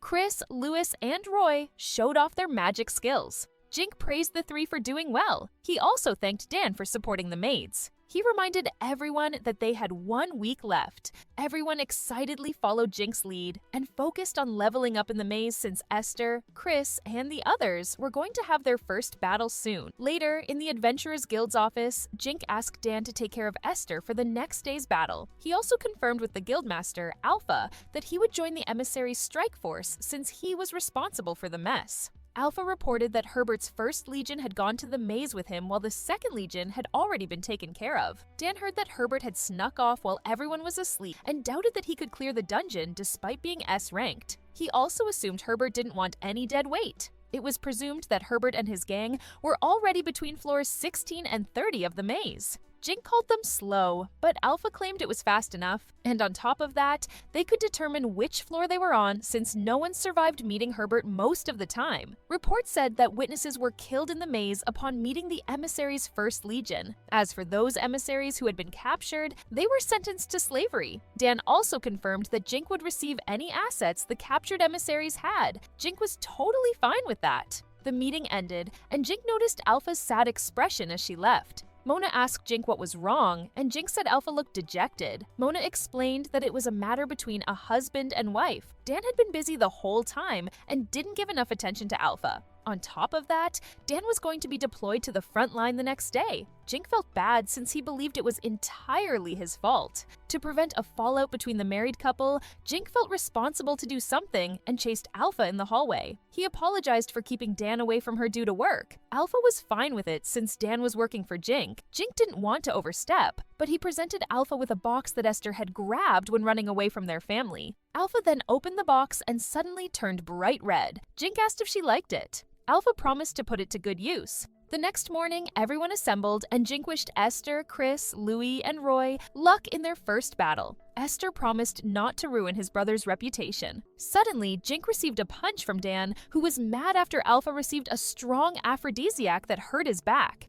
Jink claimed he was saving their marriage. Esther tried to defend his brother, but Jink said it was fine since he was at fault. Chris then bade farewell after the preparation and left with the others and many soldiers. Jink and Ian went to the strike force's meeting place. A group of middle-aged men arrived along with a fairy named Cannon as their leader. Jink was surprised to see a fairy for the first time, and her abilities were impressive. He was worried because her nickname was Tiny Devil. Cannon shared that they had 2 routes to chase the emissaries. She suggested Jink should decide since her team could handle either path, though one was a bit dangerous. Cannon explained that there was another entrance to the Gamel maze which was currently tightly secured. It was a giant hole that dropped straight down to the 15th floor, and they had special permission to use it as a shortcut. Jink and Ian didn't know about this, and Cannon explained that only the top leaders in Qual were aware of it. Their other option was to climb down from the 1st floor, which was the safest route. Jink realized that Herbert would escape if they took too long, but it was dangerous to take the shortcut with Nina. Ian suggested they look at it first before deciding. Jink understood it was risky either way and chose to take the dangerous shortcut. Cannon agreed but told him to let her know if he changed his mind. Soon after, they went to the shortcut and Jink couldn't even see the bottom of the hole. Cannon wondered if Jink was scared, but Jink denied it. He started climbing down and cursed Herbert for this.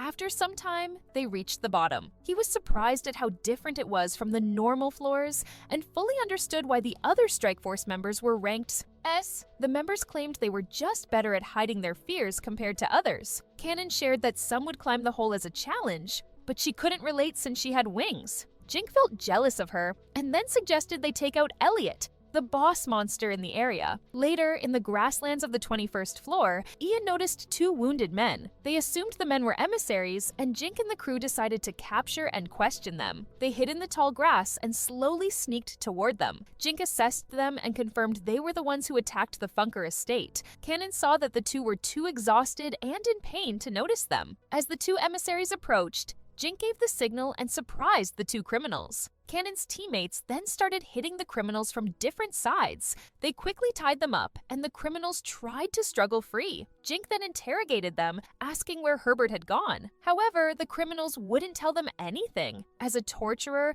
Jink was ready to stop being nice. Cannon asked him to leave it to her. She casually summoned an Emperor Slime, which left Jink and Ian stunned. The criminals kept struggling, but the Emperor Slime slowly crept onto their arms, which immediately started dissolving. Cannon sweetly ask the criminals to start talking, or she would melt their heads next. Jink now realized where the nickname Tiny Devil came from. The criminals then cried in pain and confessed that Herbert was on the 46th floor, in the volcanic area of the labyrinth. Jink felt impressed that Herbert had made it so far. Cannon said that even though they reached the volcanic area, it would still be hard to travel through it, and beyond that area was a toxic zone. This made Jink realize why the maze had not been explored deeper than the 60th floor. Jink then continued questioning the captured criminals. The men explained that Herbert had ordered them to get more food after they were beaten down. Since it seemed like Herbert had abandoned them, they decided to return and managed to survive so far with a magic bag sewn into their clothes. Jink took the clothes with the magic bag and shook it.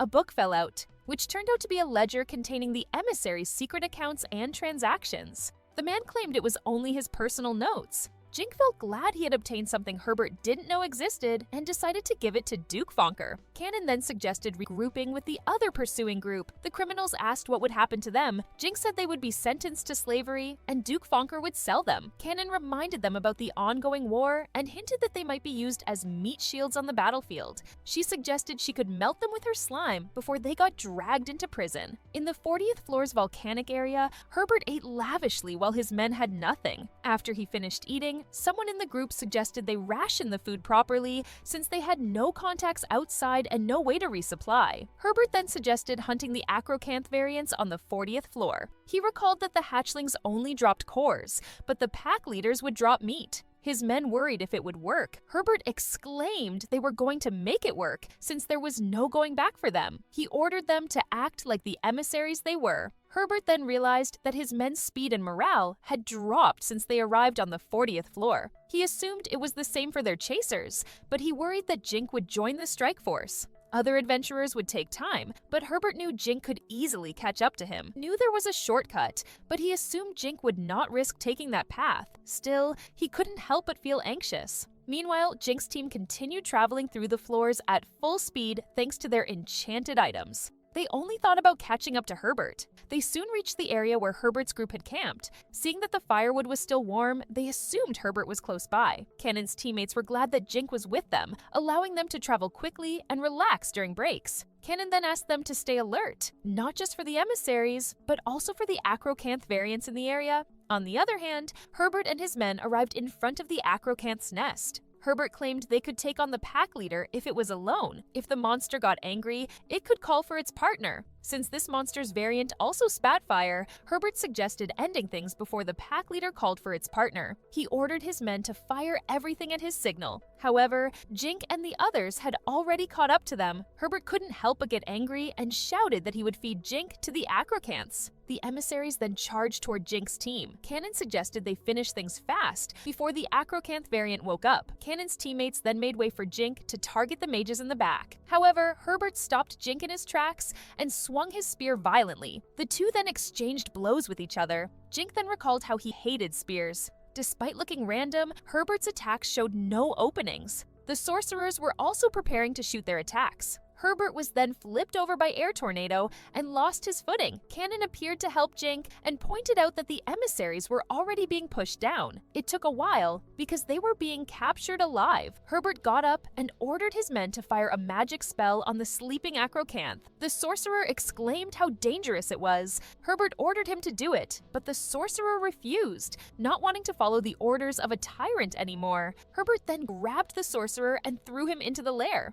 Jink and Cannon couldn't believe Herbert had killed his own ally. The acrocanth variant appeared, snacking on the sorcerer. It roared loudly, getting everyone's attention in the area. Herbert laughed and wondered how Jink would catch him now. When Herbert saw the monster wake up, he ordered his men to escape. He ran by himself and told the others to run if they could. Cannon and Jink tried to stop him, but the acrocanth blocked them. Cannon couldn't believe Herbert had done something worse. Ian then reported that they had captured half of the emissaries. Jink decided to catch Herbert on his own and asked Cannon to handle the acrocanth. Cannon promised they would catch up soon. The acrocanth tried to attack him, but Jink easily deflected the attack. Jink went after Herbert, and Cannon and her team dealt with the remaining emissaries. Cannon decided to get serious against the big monster in front of her and unleashed her wind magic on the acrocanth. The monster fell to the ground, and Cannon's teammate charged forward to confront the huge creature. He wasn't fazed by the monster's counterattack because the enchantments left by Jink were helping a lot. He then pushed back the monster, and Ian and the others followed up with their attacks. The emissaries now realized why it was hard to escape from their pursuers. Just then, acrocanth hatchlings started surrounding them. Cannon's teammates saved them while calling Herbert a mess of a leader. They made it clear that they were only disposable pawns for Herbert, as he had sacrificed one of them to wake up the acrocanth variant. Ian continued attacking the acrocanth with techniques, wounding it in the process. The acrocanth then tried escaping to the pool of lava and suddenly roared loudly. The roar was a call to get the attention of its larger partner. The two monsters then attacked with fire breath and splashes of lava. Cannon's teammates were slightly burned and called it a rookie's mistake. Cannon instructed them to lure the monsters out of the lava pool. Everyone retreated, and the monsters chased after them. While running, Ian used his healing gloves to treat the others. Seeing that it was troublesome if both monsters stayed in the lava, the group decided to separate them by focusing their attacks on the first one. Everyone then stopped running and started counterattacking. The monsters were still standing strong, but everyone was doing their best. Meanwhile, Jink was still close behind Herbert.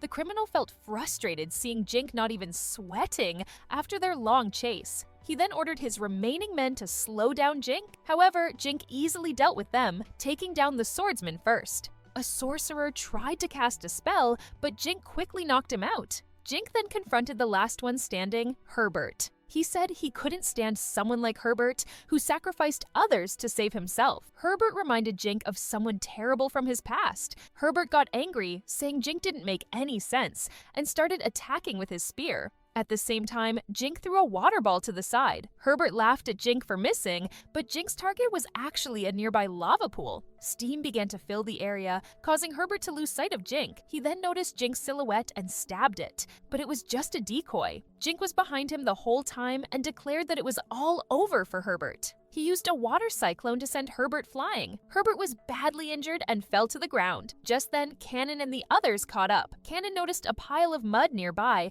and Jink explained that it was a decoy. Writhing in pain, Herbert still cursed at Jink. Cannon ordered her Emperor Slime to drop on Herbert. The slime swallowed Herbert, and his skin and clothes started burning. Jink watched him struggle and asked Cannon if she was trying to unalive him. Cannon claimed she was only covering Herbert in slime, so he couldn't fight back. She said Herbert might lose most of his skin, but he wouldn't die. She wanted to carry Herbert back and put him on display since he wasn't a decent human being. Jink was reminded again of Cannon's nickname, the Tiny Devil. Jink then suggested using his golems to transport the criminals. For now, they wouldn't worry about Herbert and his troubles. He then wondered if Esther and Dan had made it to Rosaria for the war. Esther, on the other hand, couldn't believe he would be back in his home country as he joined Count Brand's main force. Count Brand welcomed his son back, along with the Hughes siblings Dan and Esther. He quickly informed them about their next mission, capturing Skilled, which was occupied by nasal forces. Esther noticed that more of Rosarda was being taken over. Tar, the capital of Rosarda, was controlled by Qual, except for a few remaining resistances. But it would fall soon. Rosarda had become the battleground between Qual and Nizal. The Count mentioned hearing about Jink training his son and the boys. The Hughes siblings confirmed they were in good shape and ready for deployment. Hearing this, the Count reminded his son and the boys that they were at war. He told them not to see their enemies as humans. Unlike monsters, enemies could speak and have families, but in war, they must kill as many as possible. Even trained soldiers hesitated to kill and sometimes lost their minds. He would send the boys home if it became too much for them. However, Esther reassured him and thanked him for his concern. Esther soon had some free time and walked around. He overheard soldiers praising Dan for being a famous adventurer, Hugh's siblings for their talent as sorcerers, and Chris for having the presence of a young lord of the Brand House. However, they doubted Esther's abilities. Despite being the brother of an S-ranked adventurer, they thought Esther couldn't prove himself on the battlefield since he looked like a frail little girl. Dan confronted the soldiers after hearing about Esther. The soldiers got flustered and made excuses to leave. Esther apologized to Dan for the trouble. Dan told him not to let them go. Esther said he was already used to people gossiping behind his back. Since Qual occupied Rosarda, the residents had started talking bad about him and Jink. Rumors spread that the brothers lined their pockets and ran away right before the kingdom fell. Dan pointed out that Esther was a bigger man compared to the soldiers and suggested teaching them a lesson. Esther was fine with it since he didn't want to cause a scene that would ruin his brother's reputation. Dan felt bad and swore to step in if things got out of hand. Esther said that would be unnecessary since he would show the soldiers his battle skills instead. Dan agreed with the plan and suggested they visit Count Brand. That night, the two met Count Brand, who was planning to discuss something with them. He asked Esther to join his personal guards and earn valor there. He decided this based on Jink's stories about Esther's achievements and strength. He was considering Esther to be a platoon commander, but knew some soldiers would disagree. He believed that was a safe way to gain valor. Dan asked if Count Brand knew his soldiers were speaking badly about Esther. The Count admitted he knew and had punished those who went too far, but it only made things worse. He worried that more penalties would lower the soldiers' morale. Esther felt sorry, but the Count blamed himself as a leader and as an adult. After thinking for a while, Esther made a request. He wanted to fight on the front line. The Count was concerned, but Esther reassured him that he was a good fighter thanks to his brother. He believed the slander would stop if he showed off his skills with a spear. The Count worried Jink would be angry if Esther died in battle. Dan assured the Count that he would keep an eye on Esther and make sure he didn't overdo it. He also mentioned that there were no famous warriors on Nazel's side. The Count then agreed to send Esther to the front line, but told him to retreat if things got dangerous. Esther was happy and thanked the Count. A few days before Esther and the others joined the Brand Company, a tired Gordon Nonland was fighting enemy forces. It had been half a year since he became a slave soldier. The capital was being invaded, and his worn-out spear wouldn't change anything. He wondered if Esther was okay, and worried when he heard that Esther had followed Jink to Qual as a slave. He knew the two were close, and wondered if he had treated Esther badly. Just then, a heavily armored knight appeared from the side of Nazel's forces, cutting down the soldiers like flies. A Rosarda commander ordered his troops to deal with the knight. He remembered that Gordon was good with a spear and told him to fight. However, Gordon and the others knew they couldn't win because their equipment was inferior. Gordon fought, expecting to die. He recalled his life always controlled by his father, and now dying as a mere slave. His own son, his only remaining family, chose to follow Jink despite not being real brothers. He knew Esther would never forgive him. Just like that, Gordon received a fatal blow. He wanted to apologize to his son if they met in the afterlife. Soon after, Count Brand and his forces surrounded the capital. His soldiers began to scale the walls as Esther and Dan made their move. Archers fired arrows at them, but Dan used an air shield to protect them. The Count's soldiers started ramming the city gates. Esther and Dan continued climbing. Esther used an air cyclone to shred the soldiers in front of him. He climbed the wall and confronted the soldiers.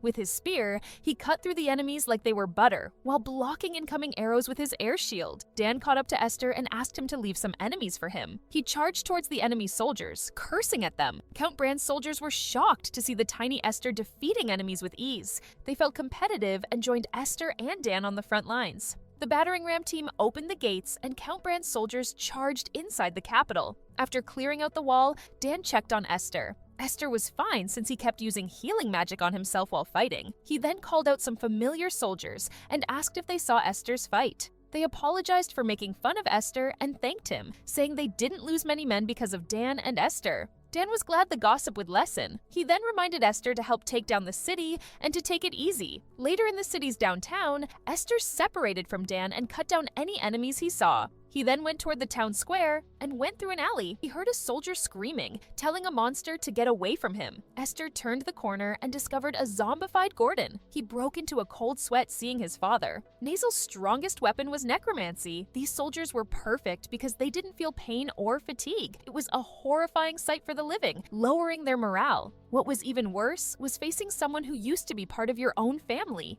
Esther couldn't believe they were reunited this way. Gordon then called out to Esther, and Esther was shocked to see his zombified father still had his mind. Gordon started apologizing for being a failure as a father. Just then, a familiar voice told Gordon to stop apologizing to his son. A skeleton appeared and greeted Esther as his grandson. Esther was even more surprised to see his grandfather as an undead. Gordon then asked if Jink was bullying Esther and swore to become a monster to help. Esther's grandfather claimed Gordon was too weak to possess a monster. Instead, he suggested possessing a newborn noble from a powerful house before their souls left the world. Seeing the two undead talking nonsense in front of him, Esther decided to take action. He said he hadn't forgiven the two and wasn't going to. As payment for raising him, he offered to perform their last rites. With his flame-based spell, Esther burned Gordon to the ground. His grandfather was taken aback, and Esther used this chance to take him down with his spear. The old man tried to scold Esther for being ungrateful, but Esther stopped him by breaking his grandfather's skull. After the messy reunion, Esther recalled that the necromancers were always near the moving corpses. He used perception to scan the area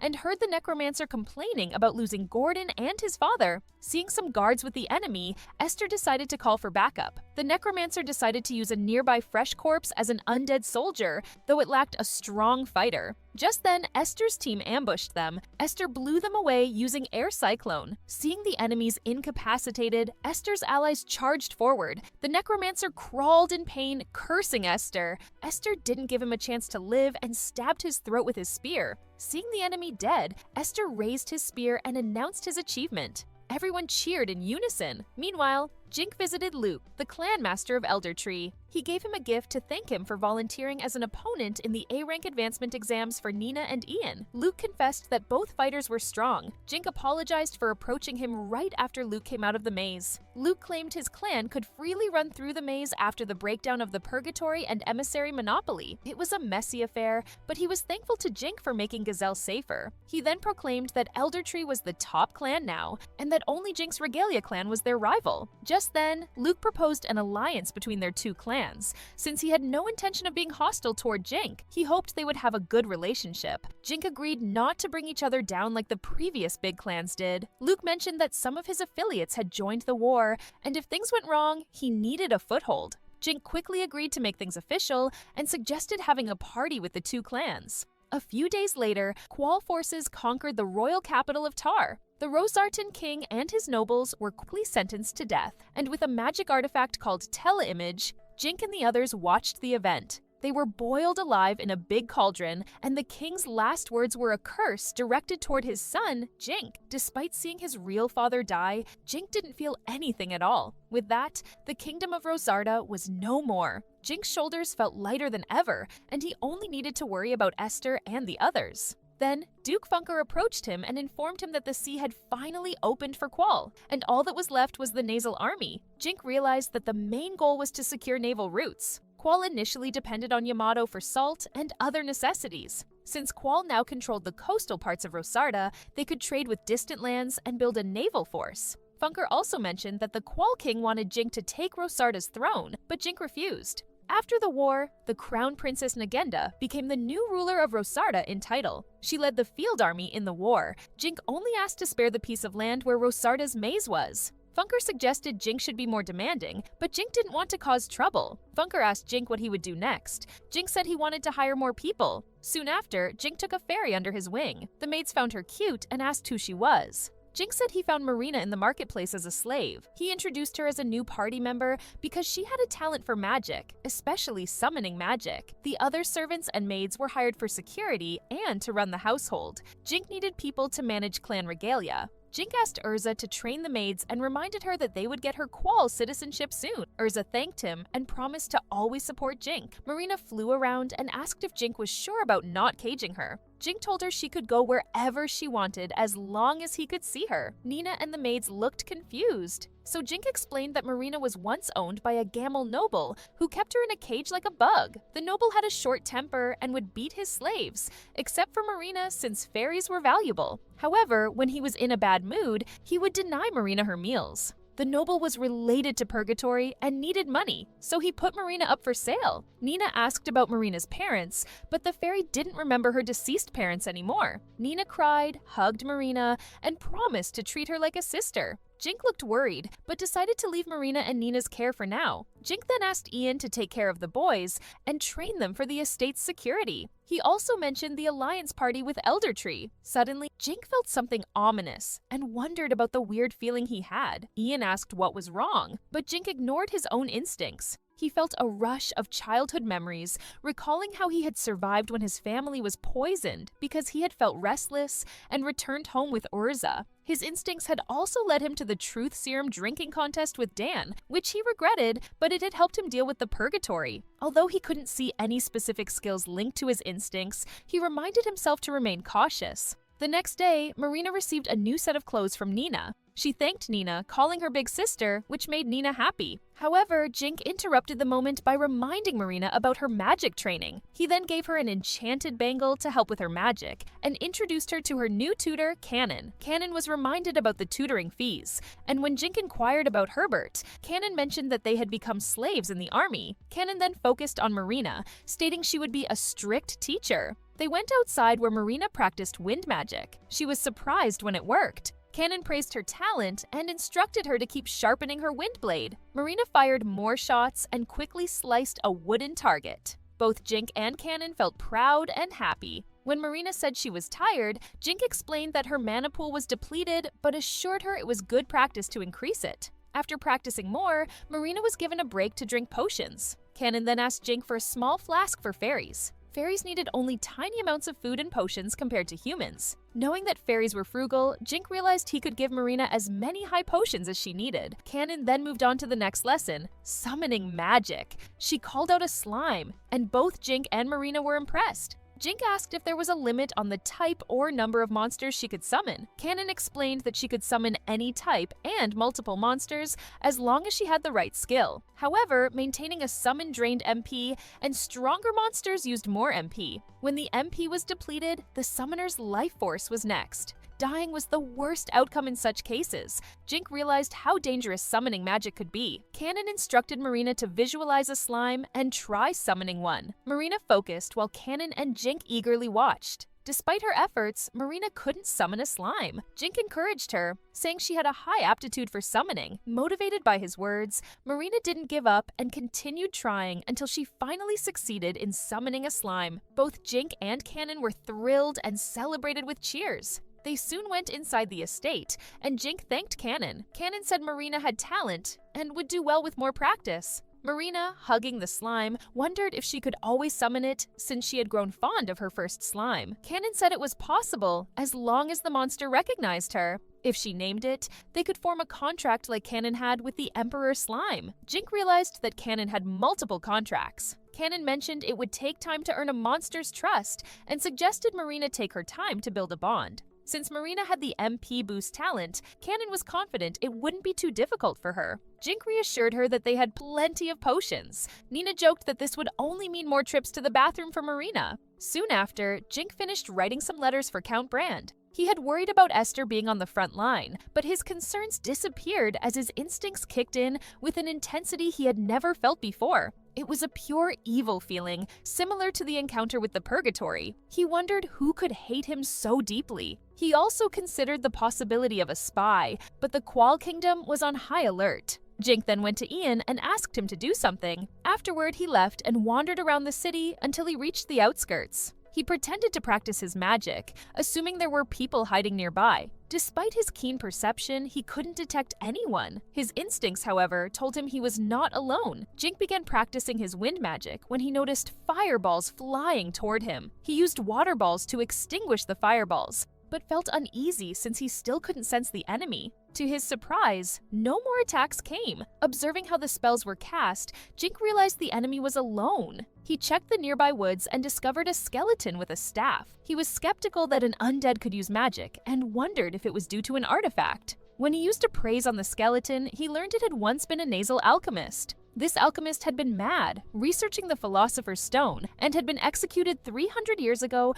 for kidnapping and experimenting on children. Jink was astonished to find an alchemical artifact that allowed the skeleton to cast spells. Jink realized that necromancers were after him and wondered how they had gotten into Qual. Ian soon appeared and reported that he had captured someone who had been following Jink from a distance. As Jink had suspected, Ian had captured a nasal necromancer. They met with the necromancer and asked him how he had entered Qual. The necromancer confessed that he had a corpse with the teleportation gift. He then screamed in pain, and Ian guessed that the necromancer was under a spell that caused him pain when his master was harmed. Jink said there was no need to find out more since he could see the necromancer's stats. The necromancer's master was Axel Alpha Bernhard. Jink recalled that the Bernhard family had ranks like Alpha, Beta, and Gamma. The one they had captured was a gamma, but they were not considered real necromancers. Knowing that their enemies had teleportation, Jink and Ian realized that even Qual was not safe. Since they had attacked first, Jink decided to counter and infiltrate Nazal on his own. Jink soon told Duke Fonker about his plan. He also reported the captured necromancer and offered to sell him as a slave. Knowing he could get information about Nazal, Duke Fonker quickly offered 11 platinum coins. Mona suddenly burst in, expressing worry for Jink. Jink then asked Mona about the guild matters, and Mona confirmed they were eliminating any other enemies. Duke Fonker thanked Jink for saving many lives in this matter. Jink couldn't believe that the Bernards would attack him directly. He assumed they didn't want to see Qual benefiting from his enchantments. Despite being neutral so far, Jink decided to join the war as Qual's ally. Duke Fonker and Mona were worried since their guild only had a few members. Jink then explained that the enemies would teleport to Qual again, and he was not sure when that would happen. Because of this, he needed to leave as soon as possible. Necromancers could control multiple undead at once, and if he left Qual, the citizens would be spared since he was the main target. Mona suggested taking refuge in the maze, but Jink claimed the king and duke would be the next targets. Duke Fonker couldn't refute his city's savior's words. He said he would inform the king soon. Jink thanked him and expressed his doubts that an enchanter like him would get involved in conflicts between kingdoms.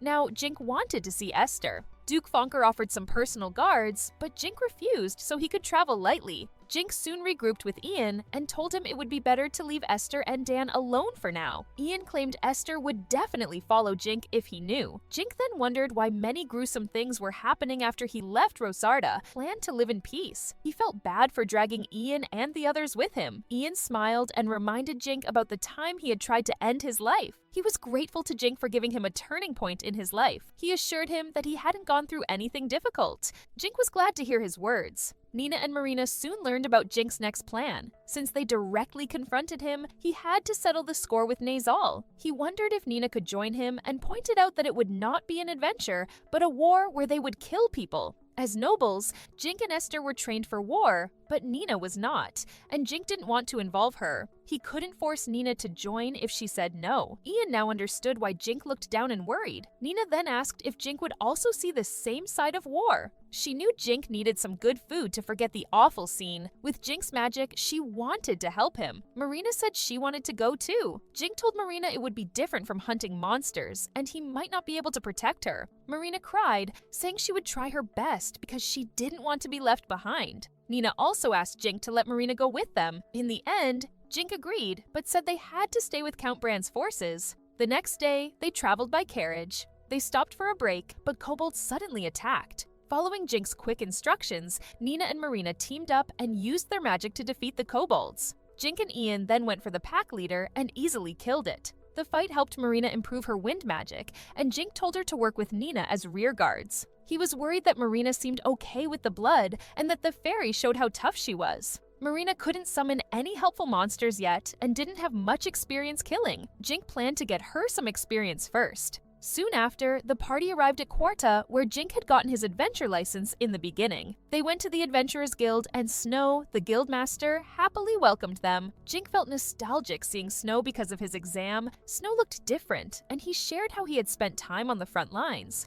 Jink was surprised since the Adventurers Guild was supposed to be neutral. Snow explained he fought as an adventurer, not as the guildmaster, especially because it was for his kingdom. Jink then confirmed that he would also join the war and brought some supplies for Count Bran. Snow shared how helpful Jink's enchanted rings had been on the battlefield. He also mentioned that the enemies had unlocked their own magic with the same rings. Jink now understood why Nazar was wary of him. Snow then asked if Jink had seen the state of the city. Jink confirmed he saw everyone carrying weapons. Despite taking in the Rosarda citizens as slaves and treating them fairly, they still held grudges toward the people of Qual, especially Jink. Snow reminded Jink that some escaped Rosartans had become bandits at the borders, and told Jink to be careful on the way. Jink's party soon set off, but stopped somewhere along the way, since it was getting dark. They met a group on the way, and Jink was surprised to see someone familiar. The familiar old man was surprised to see his previous master. Nina asked who he was, and Jink confirmed that the old man was once the butler of the non-land house.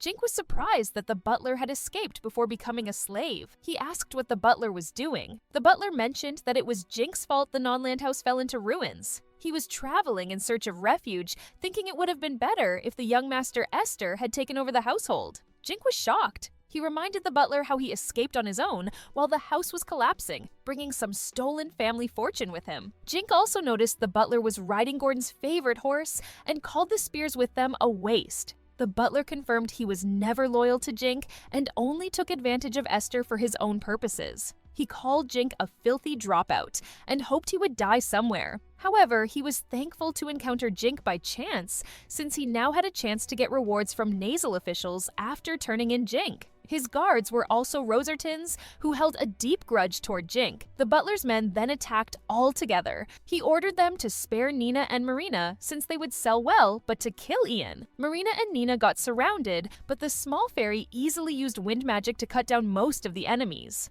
The men dropped like flies, spurting blood. The butler was speechless. Jink and Ian easily cut down the enemies like butter. Ian got cornered a bit, but Jink was there to support with his magic. Seeing his men defeated, the butler decided to escape, and Marina noticed it. The butler couldn't believe he wasted a fortune on such useless guards. Jink then stopped his horse with magic. The butler rolled on the ground, and Jink pointed his sword at his neck, giving the butler a killing glare. The butler was cornered and couldn't escape. Jink noticed that the butler had gone wild after leaving the household, committing many crimes as listed in his record. The butler then begged for his life and offered valuable information. He claimed to have some valuables from the non-land house and said he was on his way with his group to retrieve them. He wondered if he could be set free if he shared this information. With a pressuring glare, Jink asked where the valuables were. The butler exclaimed they were near the mountains and that he had a map. He asked if he could serve Jink again since he had realized his mistakes.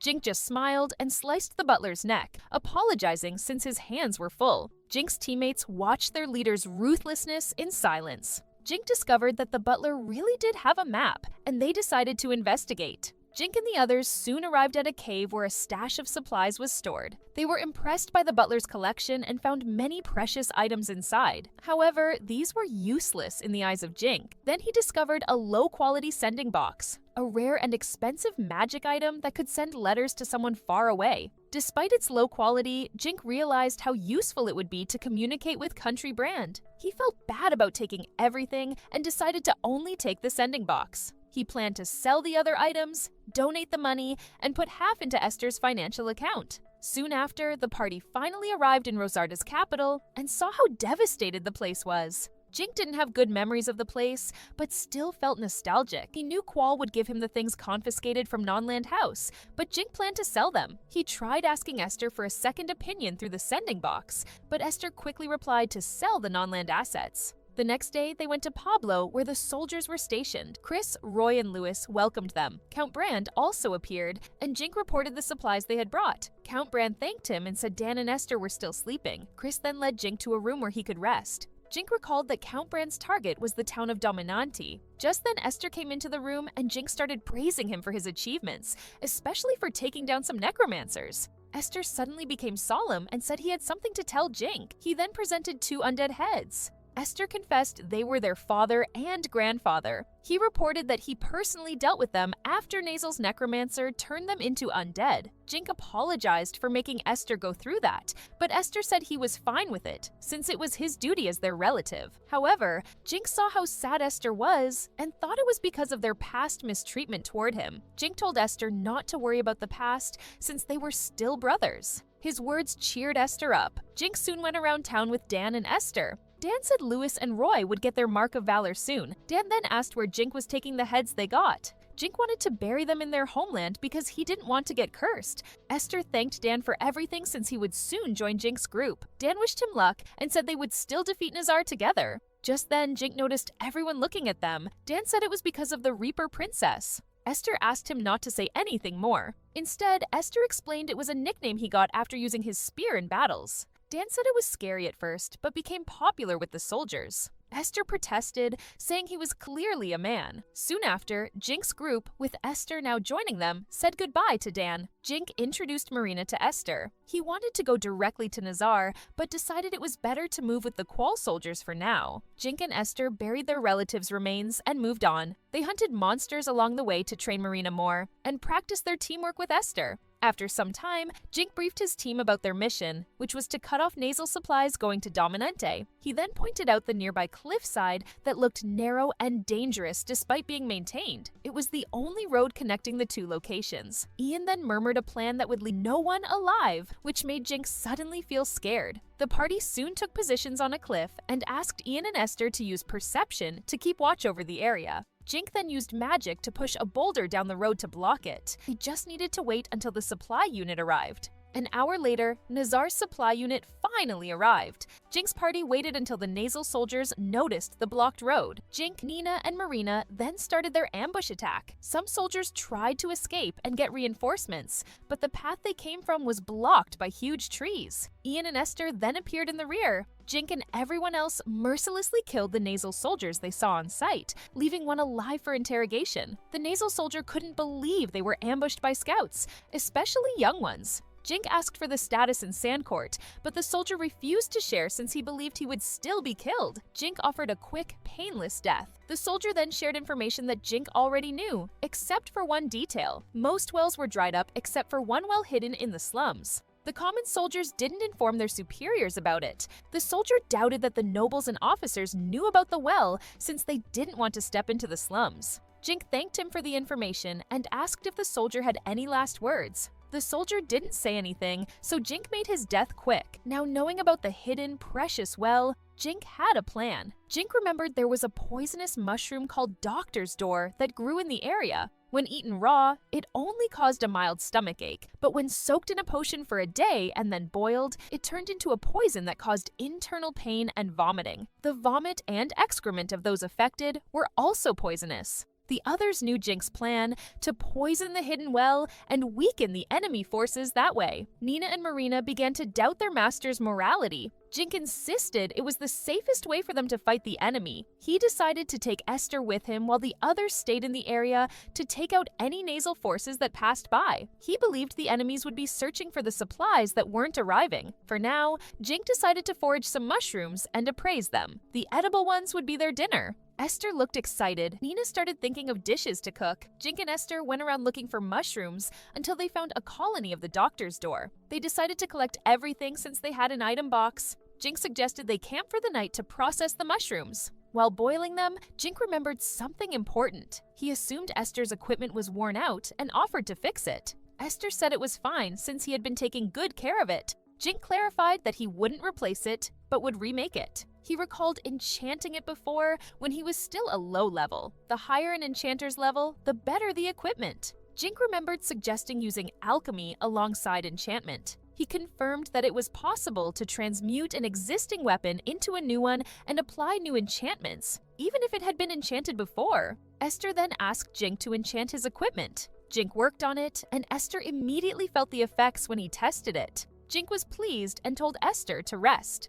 The next day, Jink was happy to see the mushrooms looking dangerous. Esther was worried that the well might remain poisoned and affect their allies. Jink said he already had a plan for that, and that for now, they needed to avoid getting poisoned. Later in Sandcourt, Jink and Esther saw some familiar soldiers being put on display. Jink noticed soldiers on the walls, and Esther worried about sneaking in. Jink suggested making a hole in the wall with earth magic to avoid making noise. They could target the recently repaired areas and head straight to the slums. Esther asked how he knew which areas were recent repairs. Jink explained that in Rosarda, there were many slums, and poor people used holes to come in and out of town for work. Esther learned something new that day. That night, without the guards noticing, Jink and Esther approached the wall. Using perception, Esther confirmed that no one was on the other side. Jink then used earth magic to create a hole in the wall and put the eroded soil aside with his item box. The hole appeared quickly, and they crawled through. Jink had chosen the right spot. Knowing that the well was on the east side, they headed towards their target. There, they found two nasal soldiers cooking dinner and talking about a troublesome noble. Jink and Esther sneaked around and decided to wait in a nearby house until the soldiers left. Soon after, Jink brought out the mushrooms in a cage to keep them from floating away. After dropping the mushrooms, Jink and Esther left the area. Jink's group successfully poisoned the well and cut off the supply route. After 3 days, they noticed that the soldiers were already weakening. Jink suspected that some officers had antidotes, but the main water source was still poisoned. The soldiers continued to suffer from the harsh symptoms while no supplies were coming in. Their food and potions would eventually run out. At that moment, the town gates opened and the general fled on his own. Esther suggested chasing him. Jink reminded him that their primary goal was the supply route and Sancor itself. Ian would be on the way to deal with the escapees. Jink then summoned a golem to collect the bodies in the town. The two went outside and apologized to the surviving soldiers. The brothers went around finishing off the weakened soldiers. It took a while to clean up, and the smell turned out to be worse than they had expected. Jink was relieved he had left Nina and Marina behind. Esther then wondered how they could get rid of the poison. Jink brought out a cauldron, filled it with water and antidote, and let it steam. The mist covered the whole town. Although it was tiring for Jink due to his low mana reserves, it should work. He just needed to remove the mushrooms from the well and dump a lot of antidote in it. The golem would help clean the area, and Esther offered to assist as much as he could. That night, after a long day's work, the brothers rested in the nearby Lord's mansion. The sending box glowed, and a letter from Count Brand arrived, informing them that Dominante had finally fallen to his forces. The next morning, Jink and Esther saw incoming Qual forces. Count Zevini then introduced himself to the brothers. Jink welcomed them and said they had already finished the cleanup. He told them to rest inside and led Count Zavine to the Lord's Mansion's room. Jink wanted the Count to use the room, but Count Zavine claimed he didn't deserve it since Jink and Esther had captured the town. Jink told him not to worry and reminded him that the commander should always stay in the best room to maintain respect among his men. He said he would leave soon to rejoin his group, so the room would end up being used by Count Zavine. Zavine then thanked Jink, who couldn't believe that someone so modest was actually a noble. The next day, Jink showed a blazing pit full of corpses. He explained that this would finish the cleanup. Count Savini couldn't believe that only 2 people had captured the town. Jink said it was also due to luck. He explained that he had poisoned the well, but assured the Count that it was now usable. He noticed the Count looking unwell, and Count Savine explained he had a weak stomach and was a pathetic military man who couldn't handle violence. He confessed he had been studying to be a merchant, but his older brother, the heir, had dropped out of university. Count Savini had no choice but to become the leader of his family's forces as the family head, though he admitted he was more suited to logistics and supplies management. Using his perception skill, Jink realized that Count Savine was trustworthy and a good leader. Jink asked the Count to work on the town's defenses and repairs just in case necromancers came. Count Savine promised to take care of it and make the place strong. Soon after Jink and Esther rejoined the others, Ian reported killing some stragglers and deserters from Nisal's side. He said it was more tiring clearing the rubble on the blocked road than the actual fighting. Nina and Marina said the area had a lot of food and herbs for making potions. With no more attacks to worry about, Jink wanted to enjoy Nina's cooking. Nina quickly made some delicious food for the team. A hungry Jink ate Nina's food quickly, and everyone else ate too. Ian then asked about their next move. He told them that Count Brande and Zevene would regroup soon, and more nobles would join. Their team would keep pace and help clear out some enemies. Jink's party continued their guerrilla tactics and espionage. With Jink's enchanted items, his forces easily toyed with the enemy soldiers and drove them back. He couldn't believe that an enchanter like him could affect a country's capabilities. He wondered why he regained his past life's memories and received such power. He questioned if people randomly got powers or if the abilities were innate. Ian showed up and was surprised to see Jink up early. He delivered a letter from Count Brande saying that about 10 messengers had gone missing in the past few days. Ian knew Nazar wouldn't take this lightly. Jink knew that Nazar had their own spies working secretly. They recalled seeing poisoned traps and broken bridges along the way. Since their numbers were slowly decreasing, Jink knew the enemy force was small. Ian assumed they were skilled enough to sneak into Qual territory without being noticed. Jink then said that Count Brande gave them the job to take down the invaders. Later at the national border, Jink and the others found one of the broken bridges. Esther wondered if fire magic was used, but Jink said wind magic was also used. If Nazar had such a strong mage, they could have wiped out the Qual army easily. Jink then decided to fix the bridge so their army could cross. Nina was worried about fixing such a big bridge. Jink told her not to worry since he had golems. He then took out metal scraps from his item box and made a big pile of them. Jink used alchemy to create support beams from metal scraps. The submerged parts were coated with mithril to prevent rusting. He drank more MP potion and used his item box to summon the metal support beams. Much like Gilgamesh using the Gate of Babylon, with help from the golems, Jink began building the bridge floor. In just half a day, Jink created a bridge that could be burned down. Despite looking a bit unsteady from drinking potions, Jink was satisfied and the others were impressed. Jink and his team tried to track Nazel's espionage team, but couldn't catch them. He wondered if the enemy was also using perception skills.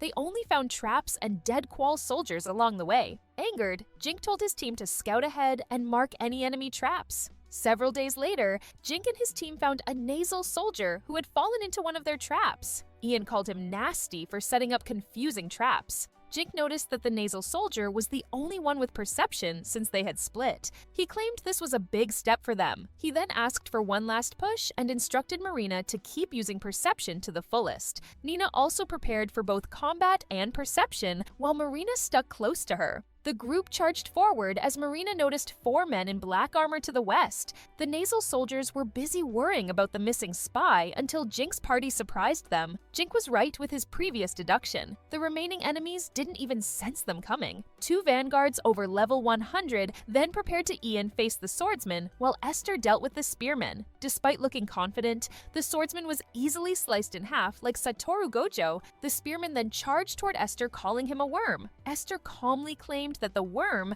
the spearman mentioned would kill him. Esther dodged the sudden attack and countered, killing the spearman in the end. Meanwhile, Jink, Nina, and Marina chased after the Nazel mages. Since they were about to get caught, the 2 mages had no choice but to strike a pose for a combined magic attack of fire and wind. Jink asked Nina and Marina to back off a bit and used water tornado on the enemies, sending them flying into the sky. Soon after, Jink suggested the 2 mages talk or end up like the spearmen. The mages ended up sharing everything, from national secrets to the power struggles of the Nazel nobles. However, the most incredible thing Jink heard was the Hero Creation Project. Nazel was actually researching how to create heroes artificially.